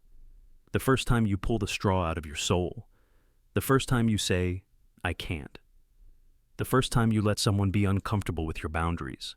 It will feel wrong, selfish, cruel, because you have been conditioned to believe that your job is to leak love endlessly, even when you have none left for yourself. But that conditioning is not truth. You are not selfish for surviving. You are not cruel for insisting that your heart is not a bottomless container for other people's needs. You are not wrong for wanting to keep some parts of yourself for yourself. In fact, the truest, deepest strength is not in how much you can give away. It's in how bravely you can stay whole. Imagine it. Imagine becoming a person who gives from overflow, not depletion. Imagine becoming someone whose presence is a gift because it's offered freely, not drained under obligation. Imagine being loved not because you sacrifice yourself, but because you are vibrant, radiant, alive. The people who truly love you, who deserve you, will not wither when you set down the juice box. They will celebrate your wholeness. They will respect your boundaries. They will know that love is not consumption. It is communion. And those who leave when you stop feeding them, let them go. Let them sip from their own wells for once. You are not responsible for filling the emptiness others refuse to face in themselves. You are responsible for protecting the miracle of your own life. And it is a miracle. Every dream you've quieted, every feeling you've hidden, every hope you've tucked away for safekeeping, they are waiting. They are still alive. They are still yours. You are allowed to be more than what others extract from you.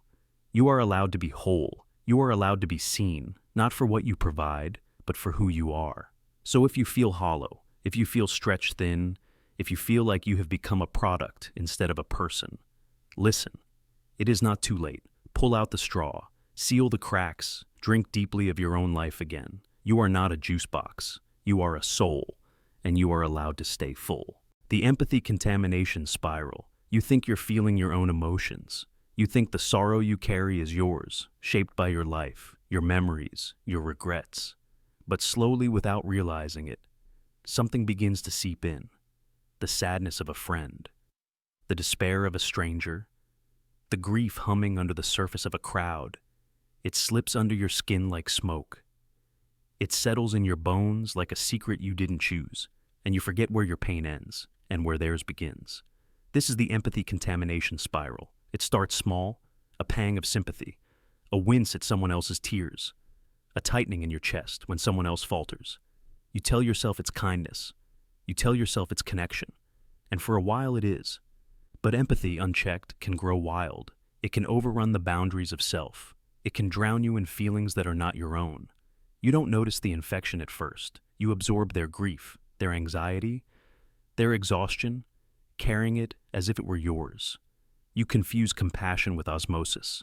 You think feeling with them means feeling like them. You think understanding demands carrying their weight on your own shoulders. You think this is love. You think this is loyalty. You think this is what good people do. But empathy without boundaries is not connection. It is collapse. You begin to lose track of yourself. Your emotions become a patchwork quilt stitched from 1,000 other people's wounds. Your sorrow deepens in ways you can't explain. Your joy feels muted, like a radio broadcast interrupted by static. You wake up heavy, tired, hollow, and you don't know why. You begin to anticipate pain everywhere. You flinch at smiles, wondering what hurt hides behind them. You see shadows inside every laugh. You forget how to experience moments cleanly because your mind is always scanning for invisible wounds you might absorb. You become a ghost inside your own life, half present, half somewhere else, tethered to suffering that is not yours, yet feels more real than your own.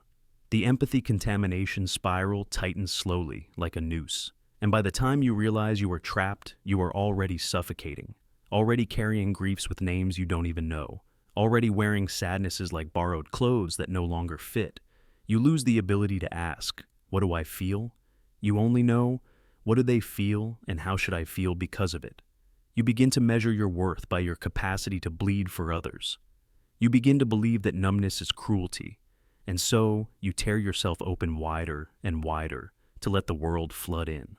But pain has no gratitude. The more you absorb, the more there is to absorb. The world's sorrow is endless, tidal, devouring. And if you keep opening the gates without mercy, it will swallow you whole. This is not a failure of strength. It is a failure of self-preservation. Empathy is a gift, but like any power, it demands mastery. Without limits, it becomes contamination. It becomes self-erasure. You are not a vessel built to carry all the world's sorrow. You are a soul designed to touch, to witness, to honor, but not to drown. You must learn the difference. You must learn to ask, "Is this mine?" And if it's not, if the grief you feel is foreign, if the pain surging through you bears the fingerprints of someone else's life, you must learn to let it pass through you without claiming it as your own. Compassion does not require sacrifice of self. Witnessing does not require absorption. Love does not require drowning. The empathy contamination spiral tells you that real goodness means endless suffering.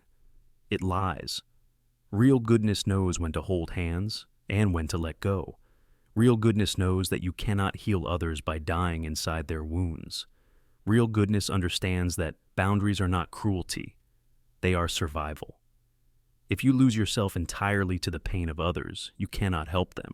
You can only join them in drowning. You have the right to remain intact. You have the right to feel without becoming consumed. You have the right to choose which pains you carry and which you honor by witnessing, by standing beside, without crumbling.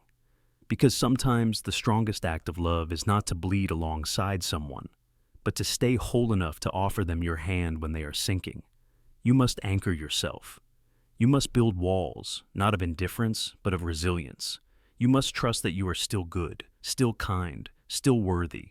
Even when you say, "This is not mine to carry," you must remember who you are beneath the static, beneath the waves, beneath the endless echoes of other people's griefs. Because if you forget, if you surrender completely to the spiral, you will disappear. You will become a graveyard of borrowed sorrows, and no one, not even those you tried to save, will know how to bring you back.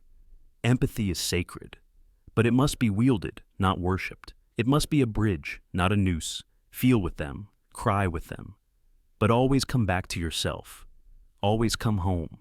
Always remember the boundary where your soul begins and the world ends. The empathy contamination spiral will try to convince you that survival is betrayal. It's not. It's the only way to love others without losing the ability to love yourself. Hold space for their pain. Hold space for your own. But never confuse the two. Never let the line blur so completely that you vanish inside their storms. You are allowed to exist. You are allowed to feel your feelings and leave theirs outside your skin. You are allowed to care without collapsing. You are allowed to be human and still remain whole. And if anyone tells you that real love demands your disappearance, they have already been swallowed by the spiral themselves. Stand firm. Breathe deep. Carry only what is yours to carry. And in doing so, you will be able to offer something stronger than borrowed sorrow. You will offer presence. You will offer truth. You will offer a lighthouse that does not crumble with every passing storm. And that is how you love. Without losing yourself. That is how you live. Without drowning. That is how you survive, without vanishing. The madness that almost makes sense. Imagine hearing a thought in your mind that sounds perfectly reasonable at first. It clicks into place with the neatness of logic. It soothes the itch of uncertainty. It feels like a revelation. And just as you start to trust it, just as you begin to lean on it, something shifts. A quiet distortion, almost invisible. The road bends sharply where you thought it was straight, and you realize, too late, that the thought was leading you somewhere else entirely. This is the madness that almost makes sense, the most dangerous kind of madness, the one that wears the skin of reason, the one that whispers, not screams, the one that doesn't announce itself with absurdity, but seduces you with half-truths until you're too far down the path to turn back. It begins small, a simple doubt, a subtle fear, a question that seems harmless. Why did they look at me that way? Why did that happen just as I walked by? What if I'm not safe here? The mind, built to solve problems, leaps into action. It starts weaving patterns, connecting dots that might not exist. And because the mind craves order more than truth, it prefers a dangerous answer to no answer at all. The trap is set. You follow the logic, piece by piece. Each step feels rational. Each conclusion feels earned. You don't realize you're building a house of cards, because from the inside, it feels like a fortress. By the time the foundation starts to crack, you're already living inside it. Madness that almost makes sense is the most insidious because it leverages everything that normally protects you. Your intelligence, your reasoning, your need for coherence. It doesn't ask you to believe in obvious absurdities. It asks you to believe in near truths. Ideas just plausible enough to slip past your defenses. Think of conspiracy theories that start with genuine mistrust of authority, then spiral into vast, monstrous visions where everything is connected and nothing is real. Think of a grieving mind, searching desperately for meaning, beginning to believe in signs and omens that turn every coincidence into a cosmic judgment. Think of jealousy twisting into paranoia, fueled not by hallucination, but by the logical seeming accumulation of misread cues. Each thought, by itself, almost makes sense.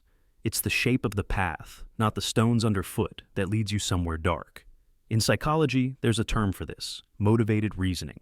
The mind bends facts, filters memories, and builds arguments not toward truth, but toward the emotional outcome it most needs. Fear creates its own evidences. Anger stitches its own justifications. Loneliness hallucinates connections or betrayals, depending on what the heart most dreads. The most dangerous thoughts don't feel wrong. They feel right. Too right. They fit so perfectly they don't leave room for doubt. They lull you into certainty just long enough to entrench themselves like thorns in the tissue of your mind. And by the time you realize something is wrong, you've already built your life around them. People trapped in these spirals often don't look crazy. They look articulate, passionate, convincing.